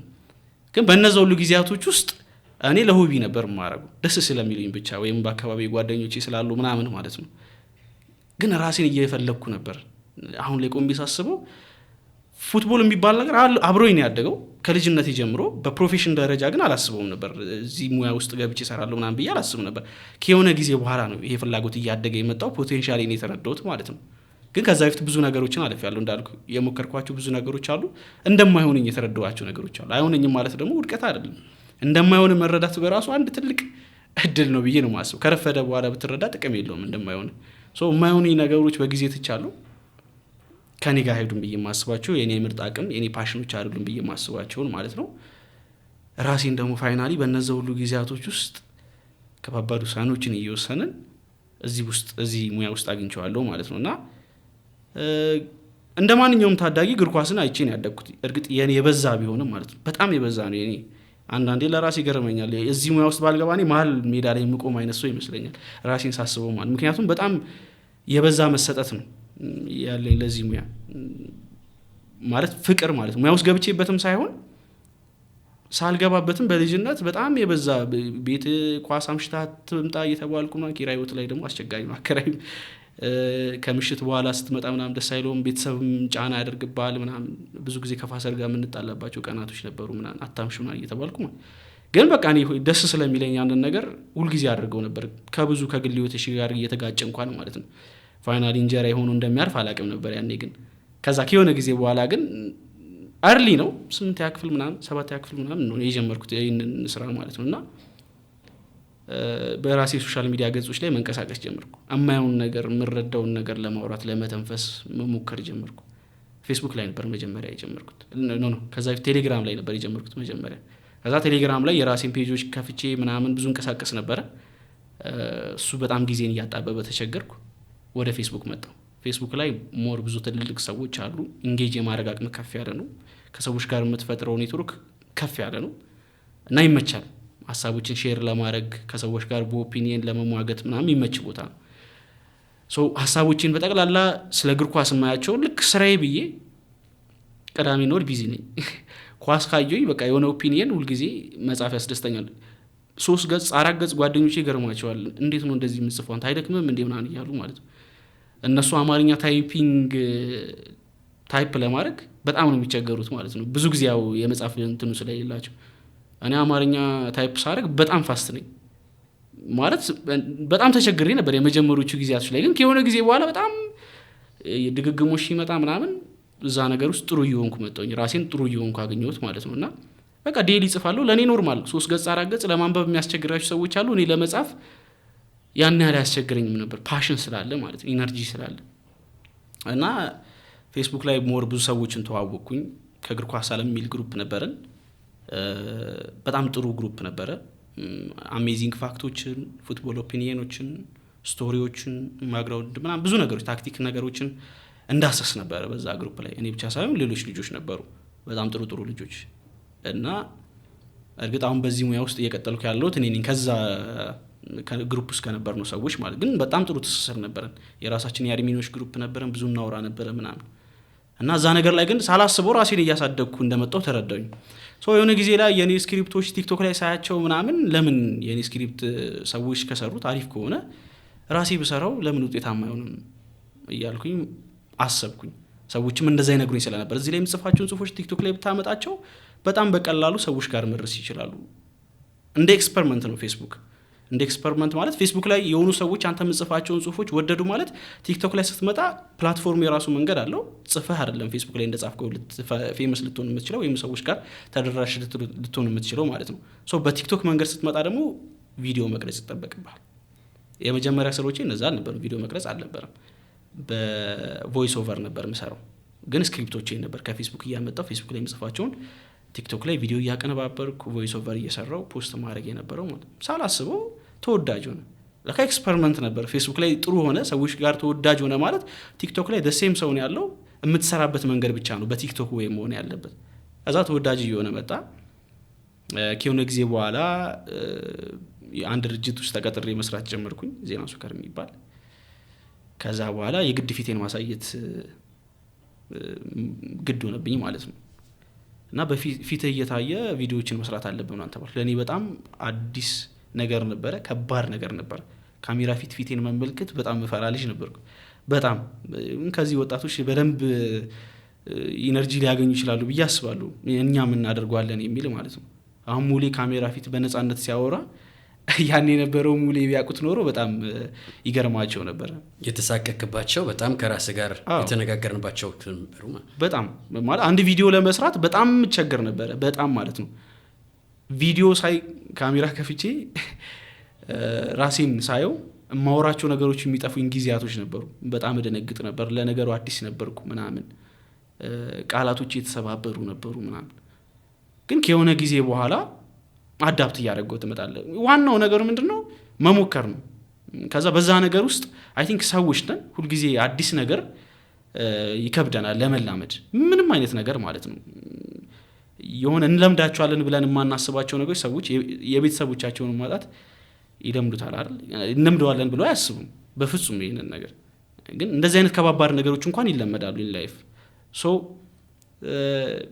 ያ ኢዚ ነበረ፣ ግን ለእኔ በጣም ከብዶኝ ነበረ ካሜራ ፊቱ ቆሞ ማውራት ማለት ነው። በጊዜ ሂደት ግን አዳፕት እያረኩት ስለ ነገራቶች ያለኝ አንደርስታንዲንግ ኢቨን ኮንፊደንስ እያደገ መጣ። ፋይናሊ በረጅም ጊዜ ጉዞ እዚህ ደረጃ ላይ ደረስን ማለት ነው። ይሄ የኔ አሁን አልቲሜት ጎሌ አይደለም፣ ግን ጀስት መንገዴ ነው ብዬ ነው የማምነው። ገና ግቦቼ ረጅም ናቸው፣ ግን በዛ ሁሉ መንገድ ውስጥ ረጅም ትግል አድርገናል፣ ረጅም ፋይት አድርገናል ብዬ አስባለሁ። ሀያዎቹ መጀመሪያ ለልጅ በጊዜው ተጽዕኖ ፈጣሪ ፕላትፎርም ተጽዕኖ እየፈጠረ ዝናው እየመጣ ነው። በተወሰነ መልኩ ገንዘብ መስራት ተጀምሯል። እንዴት ነው ማኔጅ የምታደርጋቸው? እድሜ ወለድ የሆኑ የተወሰኑ የሚመጡ የሆነ ተያያዥ ነገሮች ይኖራሉ።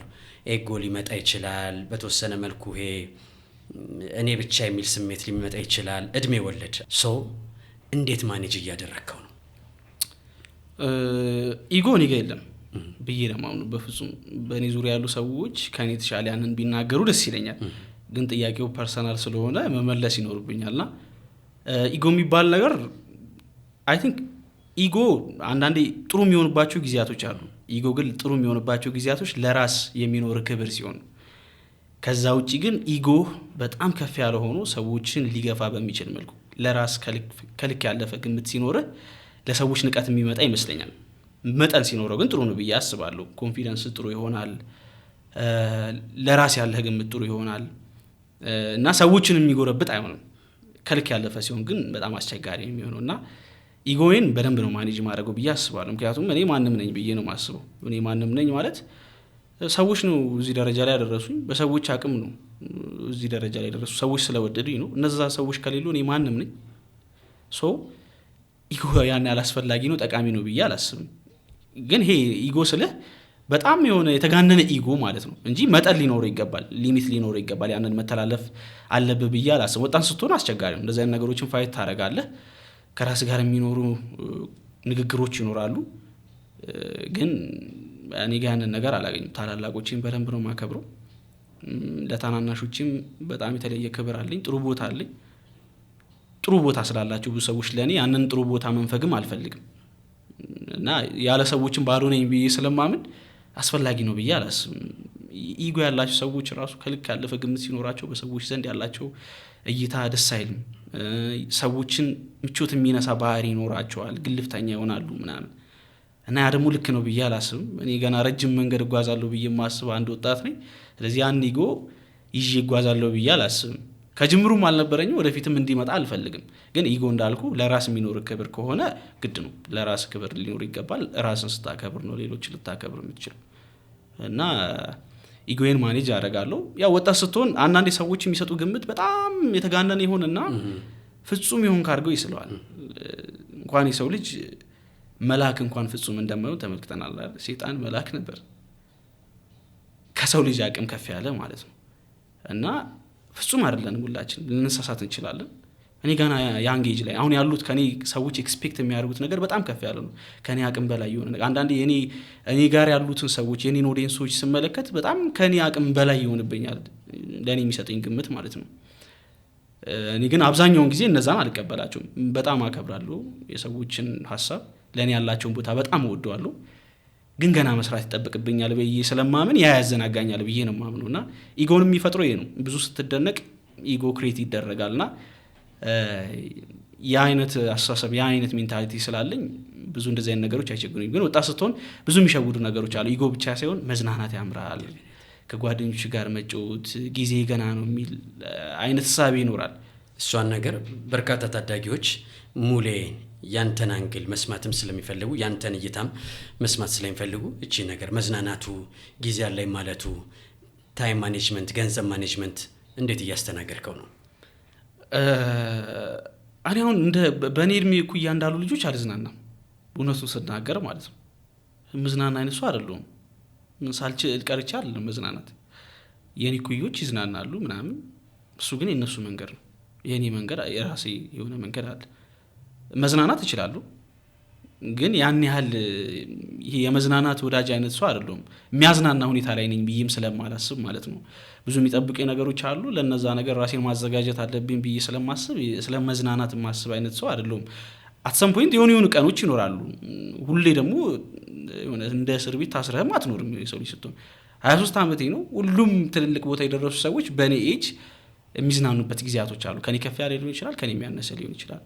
ግን አንዳንዴ ነገራቶችን ትራንስሌት የምታደርገው በራስ መንገድ ስለሆነ ያን ያህል የሆነ የሚዝናና አይነት ሰው አይደለሁም። ከዚያ ይልቅ ራሴን ገድቤ ራሴ ላይ ፎከስ አድርጌ ራሴን ስለማሳደግ ማስብ አይነት ታዳጊ ነኝ ብዬ ነው ማስበው እንጂ የሚዝናና አይነት ሰው አይደለሁም። የሆኑ ሞመንቶች ነበርኝ ወደኋላ የሆነ ስለ መዝናናት ብቻ ማስብባቸው ምናምን። አሁን ላይ ሆኜ ግን ሳስበው ራስ ላይ ፎከስ ማድረግ ነው እንጂ የበዛ መዝናናትም ወደኋላ ያስቀራልና ደግሞም ሲያስቀርም ስላየን ማለት ነው። ሶ የሚዝናና አይነት ሰው አይደለሁም። ለራሴ ነው ብዙ ጊዜ እየሰጠው ያለሁት። ለራስ ብዙ ጊዜ የምትሰጥ ከሆነ ለሰዎች ትሰጣለህ፣ ለቤተሰብ ትሰጣለህ፣ ነገህን ታስባለህ። እንደውም ከመዝናናት ይልቅ መጨነቅ የሚያስደስተኝ ሰው ነኝ እውነቱን ስናገር ማለት። ሰዎች ከኔ ኤጅ አንጻር በጣም ብዙ ትጨነቃለህ ምናምን ይሉኛል። በእኔ ዙሪያ ያሉ ሰዎች ለምንድን ነው እንደምታደርገው ገና ልጅ አይደለም ምናምን ይሉኛል። እኔ ትላንት መጨነቄ ነው ዛሬ እዚህ ጋር እንድቀመጥ ያደረገኝ። ስለዚህ አንዳንዴ መጨነቅ እንደ መጥፎ ማየት ተገቢ አይደለም። ከልክ ያለፈ መጨነቅ ጥሩ አይደለም። ከልክ ያለፈ ጭንቀት የተጨነቁባቸው ጊዜያቶች ነበሩ በግሌ፣ እነዛ ትክክል ናቸው ብዬ አላስብም። ግን ስለ ነገ ካልተጨነቅ ስለ መቼ ልትጨነቅ ነው? ዛሬ የተጨነቅኳቸው ጭንቀቶች ነገ ሀፕን አድርገው ላያቸው እችላለሁ። ዛሬ ያላሰብኳቸው ነገሮች ነገ ሊሆኑ አይችሉም። ዛሬ ማሰብ አለብኝ፣ መጨነቅ አለብኝ። መጠኑን ባያልፍም ጥሩ ነው። ሶ ከመዝናናት እንደውም ለመጨነቅ ያጋደልኩ ሰው እንደሆንኩ ነው ማስበው። በእርግጥም ከእድሜ በላይ በሳል እንደሆንክ ምላሾች ያስታውቃሉ። በጣም ቆንጆ መማሪያ የሚሆን ከዚህ እድሜ የማይጠበቅ ምላሽ ነው የሰጠን። እስኪ ሙሌ ስለ ቁጥር እናውራ። በዚህ በቲክቶኩ ያገኘኸው የመጀመሪያ ክፍያ ምን ያህል ነው? ከዛ በኋላስ የመጣ ያልጠበቀው ትልቅ ገንዘብ ምናልባት እሱ መጋራት ከቻለ ነው። የመጀመሪያ ክፍዬ 40,000 ፎሎወር እያለው ይመስለኛል። 40,000 ፎሎወር እያለው የሆነ ድርጅት መጥቶ እኔ ጋር ማስታወቂያ ሰርቶ 3,000 ብር ይመስለኛል የተቀበልኩት ማለት እና በጣም ደስ ብሎ ነበረ። ያኔ ስንት ዓመት ይሆናል?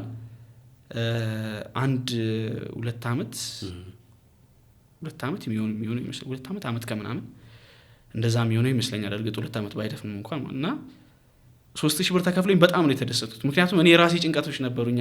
አሁን ለምሳሌ ቲክቶክ ሲጀምር እኔ አንሊሚትድ ዳታ እንኳን የሚያስጨንቀኝ ልጅ ነበርኩ። ተረዳኝ። 3,000 ብር ማለት 3 ወር አንሊሚትድ ዳታ ይችላል። ወጪዎች ይኖሩብሃል ምናምን ማለት ነው።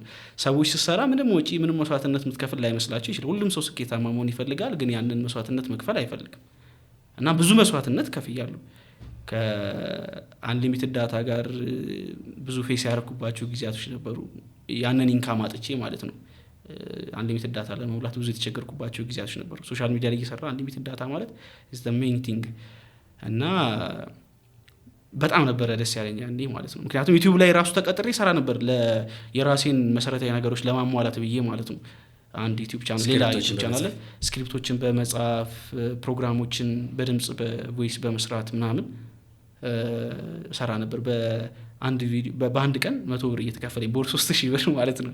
እና ግን ለኔ ማለት በጣም ትልቅ ነገር ነው። አይኑ አውቀዋለሁ ጊዜያቶችን ማሳለፊያ ነው እንጂ አንዳንዴ የሆነ ጊዜ ላይ ደግሞ ማደግ ከፍ ማለት አይቀርም። ግን ያቺን ጊዜ የምታመልጥበት መንገድ ደግሞ ማግኘት በጣም ትልቅ ነገር ነው ብዬ አስባለሁ። እና በጣም ነበር የተደሰቱት የመጀመሪያ ማስታወቂያ 3,000 ብር ስሰራ ማለት ነው። በአንድ ቪዲዮ 3,000 ብር እኔ በወር ማገኛት ገቢ ነበረች ያኔ ማለት ነው። ሰው ለፓኬጅ ለዳታ መግዣ ያደረከው ማለት ነው። እኔ ይኸውልህ አሁንም ማስታወቂያ ስሰራ በጣም የሚያስደስተኝ ነገር ለስራ የሚሆኑ ነገሮችን ማሰብ ነው። በጣም ራሴ ላይ ፎከስ አደርጋለሁ እንዳልኩ ሰው የኔ የመጀመሪያ ሀሳቦች የሚሆኑት ለራሴ ሪዋርድ ማድረግ ነው። ብዙ ቀን ብየዋለሁ ይሄን ለራሴ ሪዋርድ ማድረግ ነው። የሆነ ማስታወቂያ ሲሰራ መኖሪያ ቤት የመተህ ብታይሆን ማይኮችን ለስራ የሚሆኑ ግብአቶችን መግዛት ምናምን የሚያስደስተኝ ሰው ነኝ። ደሞም እየጠቀሙኝ ስለሆነ ማለት ነው። እና ኢንቨስት የምታደርገው ሊለውጥ ሊያሳድግ የሚችል አይነት ነገር ላይ ከሆነ ኖርማል ነው ብዬ አስባለሁ። ወደፊትም ላወጣቸው የሚችላቸው አይነት ወጪዎች ናቸው። እና ያኔም አንሊሚትድ ዳታ ላይ ያወርኩት ስራ ላይ እንደሆነ ስለማቅ ይሄን ቀን ክሬት ሊያደርግ እንደሚችል ያ መስዋዕትነት ስለማቅ በቃ ሜንታሊ በጣም ሳቲስፋይድ ነበርኩ። በጣም ደስ ይለኝ ነበር ያንን ስላደረኩ ማለት። ከዛ የተሻለ እኮ መዝናናት ይችል ነበረ ምናምን በዛ ብር ማለት ነው። መዝናናት ስለን ያው እንደ ወጣት የሆኑ ነገሮችን ማድረግ ትችል ነበር፣ ግን ያን ያህል አስፈላጊ መስሎ አልታየኝም ነበር። አላማዬ ረጅም ስለነበረ ያችን መስዋዕትነት መክፈል ነበረብኝ ብዬ አምናለሁ። ደሞም በጣም ጠቅሞኛል። ትልቁ ክፍያስ ያስደነገጠ ምናልባት ተጫዋቾች ምናምን ስናነሳ የሚያስደነግጣቸው ትልቅ ክፍያ ይኖራል። 6-0 ምናምን ብለው የሚጠሩት የፊርማ ከሙሌ ጋር በተገናኘ የማስታወቂያ ክፍያ ሲመጣ ቀደም ሲል መነሻው 3,000 ብር ብለኸኛል። ትልቁ ክፍያስ? እኔ አሁን የማስታወቂያ ብር ያስደነግጠኝ በቃ አሁን ፍሬያችንን በላበት ጊዜ ነው ብዬ አስባለሁ በግሌ ማለት ነው። ያ ሁሉ መስዋዕትነት ለከንቱ አይደለምና አይ ቲንክ አይ ዲዘርቭ ብዬ አስባለሁ። አሁን የትኛውም አይነት ማስታወቂያ ቢመጣ ሰርፕራይዝ አልሆንም። እኔ በራሴ ፓኬጆች ነው ስራ የምሰራው። ብዙ አልገረምም። ምንም የምገረምበት ነገር አይኖርም። ሌሎች ኮንቴንት ክሬተሮች የሚቀበሉትን ክፍያ እናውቀዋለን። እኔ የሚገባኝ ክፍያ እንደነሱ ይሁን አይሁን ምናምን ብዬ እንትን ውስጥ ይሄ ፉክክር ንጻሪ ውስጥ መግባት አልፈልግም። ግን ማርኬቱ ምን ያህል ሰፊ እንደሆነ ለመናገር ያህል ነው። ቲክቶክ ምን ያህል ፓወር እንዳለው ማለት ነውና ያን ያህል ሰርፕራይዝ አልሆንም። ያኔ የመጀመሪያ ስለሆነ ብዙ ጉድለቶች ስለነበሩብኝ ይመስለኛል በጣም ያስደስተኝ የነበረው። አሁንም ብዙ የሚያስፈልጉኝ ነገሮች አሉ፣ ግን ሰርፕራይዝ እንዳልኩ አያደርጉኝም። ዝቅ ባለም ልሰራ እችላለሁ፣ እንደየስራው ይወሰናል። ለምሳሌ አንዳንዴ ሰፖርት የምታደርጋቸው ስራዎች ይኖራሉ። ሰፖርት ለማድረግ ደግሞ የሆኑ ካንተ ስታንዳርድ ዝቅ ያሉ ክፍያዎችን ልትቀበል ትችላለህ ምናምን። ከዛ ደግሞ ትልልቅ ድርጅቶች መጥቶ ሰርፕራይዝ ሊያደርጉ ይችላሉ እንኳን ደግሞ አስቸጋሪ ነው፣ ግን የምትፈልገውን ክፍያ ሊከፍሉ ይችላሉ። ደግሞ ለነሱ በጣም አትራፊ ስለሚያደርጋቸው ማለት ነው። አንድ ድርጅት አንተ ጋር ሲመጣ ከሱ ምን አገኛለሁ ብሎ ጠንቅቆ ስለሚያውቅ አንተም ደግሞ ምን እንደምትሰጥ ስለምታውቅ የራስ የሆነ ቫልዩ ይኖራል። ያንን መቀበል ለኔ ኖርማል ነው ብዬ ነው የማስበው። ሲመጡም እነሱ ከኔ የሚያገኙት ነገር እንዳላም ነው ስለሚመጡ ማለት ነው። ሙላችን የማሳረጊያ ጥያቄ ላይ ደርሰናል። በመጨረሻ ያንተ ፋቨራይት የሆነው የስፖርት ጋዜጠኛ ማን ነው? አንድ መድረክ ላይ ከቲክቶክ ዓለም አንተ ተጋበዝክ፣ ከሜንስትሪሙ ደግሞ አንድ ሰው ሊጋበዝ ነው። ያ ስልጣን አንተ እጅ ላይ ነው ያለው። ሙሌ ካንተ ጋር ማን በዚህ መድረክ ላይ ኮላብ ያድርግ ብትባል የትኛውን የስፖርት ጋዜጠኛ ታስቀድማለህ? አንድ ብቻ ባታረግብኝ ደስ ይለኛል፣ ግን ብዙ ጊዜ ብየዋለሁ ይሄንን ነገር ሶሻል ሚዲያ ላይም ብየው ስለማቅ ማለት ነው። የቀድሞ የራሱ 3 የእግር ኳስ ቀጥታ ስርጭት ክሩ በጣም ነበር የምወደው። ማርክ፣ ሚሊሻ፣ ዮኒ በጣም ነበር የምወዳቸው እና ሁሉም ባላንስድ ናቸው። ስለ ሀገር ውስጥም ከሀገር ውጭም ያላቸው እግር ኳስ አረዳድ በጣም የተመጣጠነ ነው ብዬ ነው የማስበው። የማስተዋወስ ችሎታቸው፣ ስለ እግር ኳስ ያላቸው አረዳድ፣ ነገራቶችን የሚያዩበት ፖይንት፣ ለዛቸው፣ ፕሮግራሙ እንዴት እንደሚያደንቁት፣ ጨዋታቸው በጣም ደስ ይላል። እግር ኳስ ሁሉ ጊዜ ደረቅ ነገር ነው ብዬ አላስብም። አሰልቺ ነው። ለምሳሌ አንተ አሁን ከእግር ኳስ ጋር የተያያዘ ፖድካስት ነው 7ኛ ፖድካስት አይደል? ግን ሁሉ ጊዜ ስለ እግር ኳስ ብቻ መወራት የለበትም፣ አሰልቺ ነው የሚሆነው። አንዳንዴ ከእግር ኳስ ጋር የተያያዙ ብቻ ሳይሆን ስለ ግል ህይወት ወጣ ያሉ ነገሮችን ማውራት አለብህ ብዬ አምናለሁ። እና በዛ ነገር ውስጥ የተሻለ ምቾት የምታገኝባቸው ጊዜያቶች አሉ፣ የተሻለ ተዝናኖት የምታገኝባቸው ጊዜያቶች አሉና ከእግር ኳስም ወጣ ሲሉ ደስ የሚል ጨዋታ ያላቸው፣ ለዛ ያላቸው፣ መናበብ ያላቸው ክሩ ስለነበሩ በጣም ነበር የምወዳቸው። አሁን አራዳ ኤፍኤም ላይ ጀምረዋል። በዛ ልክ ግን አሁን ሬዲዮ ተከታታይ ስላልሆንኩ እድሉን አላገኘሁም እነሱን የመከታተል ማለት ነው። ግን ያኔ በጣም እከታተላቸው ስለነበር በጣም የምወዳቸው። ኢትዮጵያ ላይ እንደዚህ አይነት የእግር ኳስ ቀጥታ ስርጭት ክሩ ተፈጥሯል ብዬም አላስብም እኔ በግሌ። የነሱ ስታንዳርዱ ነው ብዬ ነው የማስበው ያኔ የነበረው ጥምረት ማለት ነው። አይምሮ ውስጥ ከማይረሱ ትውስቶች መካከል አንዱ ስለሆነ ማለት እና ዮኒን ከዛ ክሩ ውስጥ በጣም ሁሉንም ነው የምወዳቸው፣ ግን ዮኒን በጣም ነው የምወደው። የሚያነሳቸው ሀሳቦች፣ ጨዋታዎቹ፣ ከዛ ደግሞ እግር ኳስን ያለው አረዳድ ባላንስድ መሆኑ ብዙ ነገሩ የሚገዛኝ አይነት ጋዜጠኛ። ቲክቶክ ላይ አንድ ወቅት ላይ ማመን ያቃተኝ ዮኒ ራሱ መጥቶ በጣም ነው ማመሰግነው አለኝና ዋው እና ምላሽ ሰጠኝና እሱ ነው አይደለም ፌክ አካውንት ነው አይደለም ብዬ ደነገጥኩላ ማለት ነው። ግን ራሱ ነው እና በጣም ነው ደስ ያለኝ ማለት ነው። አስበው ልጅ እያለ ስታደምጠው እንደሱ ቦንኩ ብለህ ስትከታተል የነበረው ግለሰብ መጥቶ ስለሱ ስታወራ ድንገት አይቶ አመሰግናለሁ በርታ ብሎ ሀሳብ ሲሰጥህ ማለት ነው። እና በጣም ነበረ ደስ ያለኝ እዛ ወቅት ላይ። እና ከምወዳቸው ጋዜጠኞች መካከል አንዱ ነው ዮኒ ማለት ግን አሉ። አሊዙም በጣም ነው የምወደው፣ አላዘር አስገዶም፣ መንሱር አብዱል ቀኒ ለረጅም ጊዜ ስንከታተላቸው የነበሩ ጋዜጠኞች በጣም የምንወዳቸው፣ የእግር ኳስ ጋዜጠኝነት ስታንዳርድ መሆን ያለባቸው ሰዎች፣ እነሱ የሰቀሉትን ቦታ ሌሎች ሲመጡ ጫንቃው በጣም ከበድ ያለ እንዲሆን ያደረጉ ሰዎች ናቸው። አንዳንዴ የሆኑ ነገሮችን በሆኑ ሰዎች ጥራት ውስጥ ከፍ ይልና ከዛ በኋላ የሚመጡ ሰዎች ያን ጥራት ለማሟላት ብዙ ይቸገራሉ። እና እነዚህ ሰዎች መለኪያ ናቸው ብዬ አስባለሁ የዛ ቦታና በጣም ነው ማደንቃቸው። ዮኒ እንዳልኩ የኔ ፌቨራይት ነው፣ በጣም ወደው ማከብረው ማደንቀው ከልጅነት ጀምሮ ስከታተል የነበረው ጋዜጠኛ ነው። በዲሲቪ ጊዜያቶች እንኳን ስለ ሀገር ውስጥ እግር ኳስ ሲያወራ በጣም ከሚያዝናኑ ትውስቶቹ ደስ ከሚሉ ሰዎች መካከል አንዱ ነው። በአጠቃላይ ክሩ ግን የተሟላ ነው። ይህንን የእግር ኳስ ተመልካቹ አድማጩ በደንብ የሚመሰክር ይመስለኛል የራሱ ክሩን አስመልክቶ። በጣም አሪፍ ሙላችን፣ ብዙ ሀሳቦችን አነሳን፣ ከህይወት የተቀዱ ሀሳቦችን፣ እግር ኳሳዊ ሀሳቦችን በደንብ አነሳን። የእውነት ለመናገር ከአንድ የ23 ዓመት ልጅ የማይጠበቁ ምላሾችን አግኝቻለሁ። እርጋታ፣ ብስለት፣ እድሜ የተሻገሩ ሀሳቦችን ተመልክተናል። ጥሪያችን አክብረህ እዚህ 7ኛ ፖድካስት ስቱዲዮ ተገኝተ ሀሳብን ስላጋራህን፣ ህልምን ስላጋራህን በጣም እናመሰግናለን። በመጨረሻ ግን ማለት የምትፈልገው ሀሳብ ካለ እባክህን። ልክ ከፖድካስቱ ስም ጋር የሚያያዝ ቶፒክ ባደረገው ደስ ይለኛል። 7 ጊዜ ብትወድቅም 7ኛ ትነሳለህ። እና ወጣቶች መቼም ጊቭ አፕ ማድረግ አለባቸው ብዬ አላስብም። ብዙ ትችት አለ እዚህ ጄነሬሽን ላይ፣ እኔ አልስማማም። ያ ሁሉ ትችት ይገባዋል ብዬ አላምንም። ትላንት መስራት የነበሩብን የቤት ስራዎች ሳንሰራ ያለን ታሪክን ብቻ ይዘን እዚህ ጄነሬሽን ላይ የተከመረ ራስ ምታት አለ ብዬ ነው ማምነው። እኔ በግሌ ሁሉም ፐርፌክት ነው አይደለም ማለት ግን ጄነሬሽኑ ሁሉም ነገር ተሰጥቶታል ብዬ ደግሞ አላምንም። አንተ የሆነ ጥሩ ኢንቫይሮንመንትን ክሬት ስታደርግ ነው ጥሩ ጄነሬሽን ሊፈራ የሚችለው። አንድን ሰው አይተኸው ብቻ ከየት እንደመጣ ልትናገር የምትችለው ካለው ፐርሰናሊቲ ጋር የሚያያዝ ከሆነ ከጥሩ አካባቢ የሚወጣ ሰው ጥሩ ፐርሰናሊቲ ይኖረዋል ሞር ኦፍ ዘ ታይም ማለት ነው። አንዳንዴ ደግሞ ከጥሩ አካባቢ መጥቶ መጥፎ ሰው ሊያጋጥም ይችላል።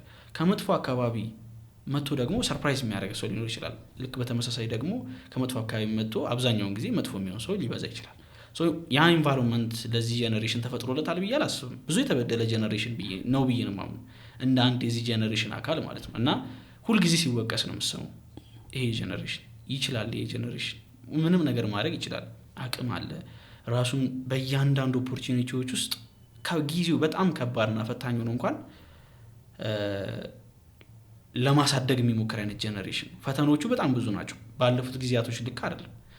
እና ሁሉም የዚህ ጄነሬሽን አካል የሆኑ ወጣቶች በራሳቸው ተማምነው እንደሚችሉ እያሰቡ ምንም ነገር ከማድረግ ወደ ኋላ ማለት እንደሌለባቸው ይሰማኛልና ብትወድቁም ኖርማል ነው፣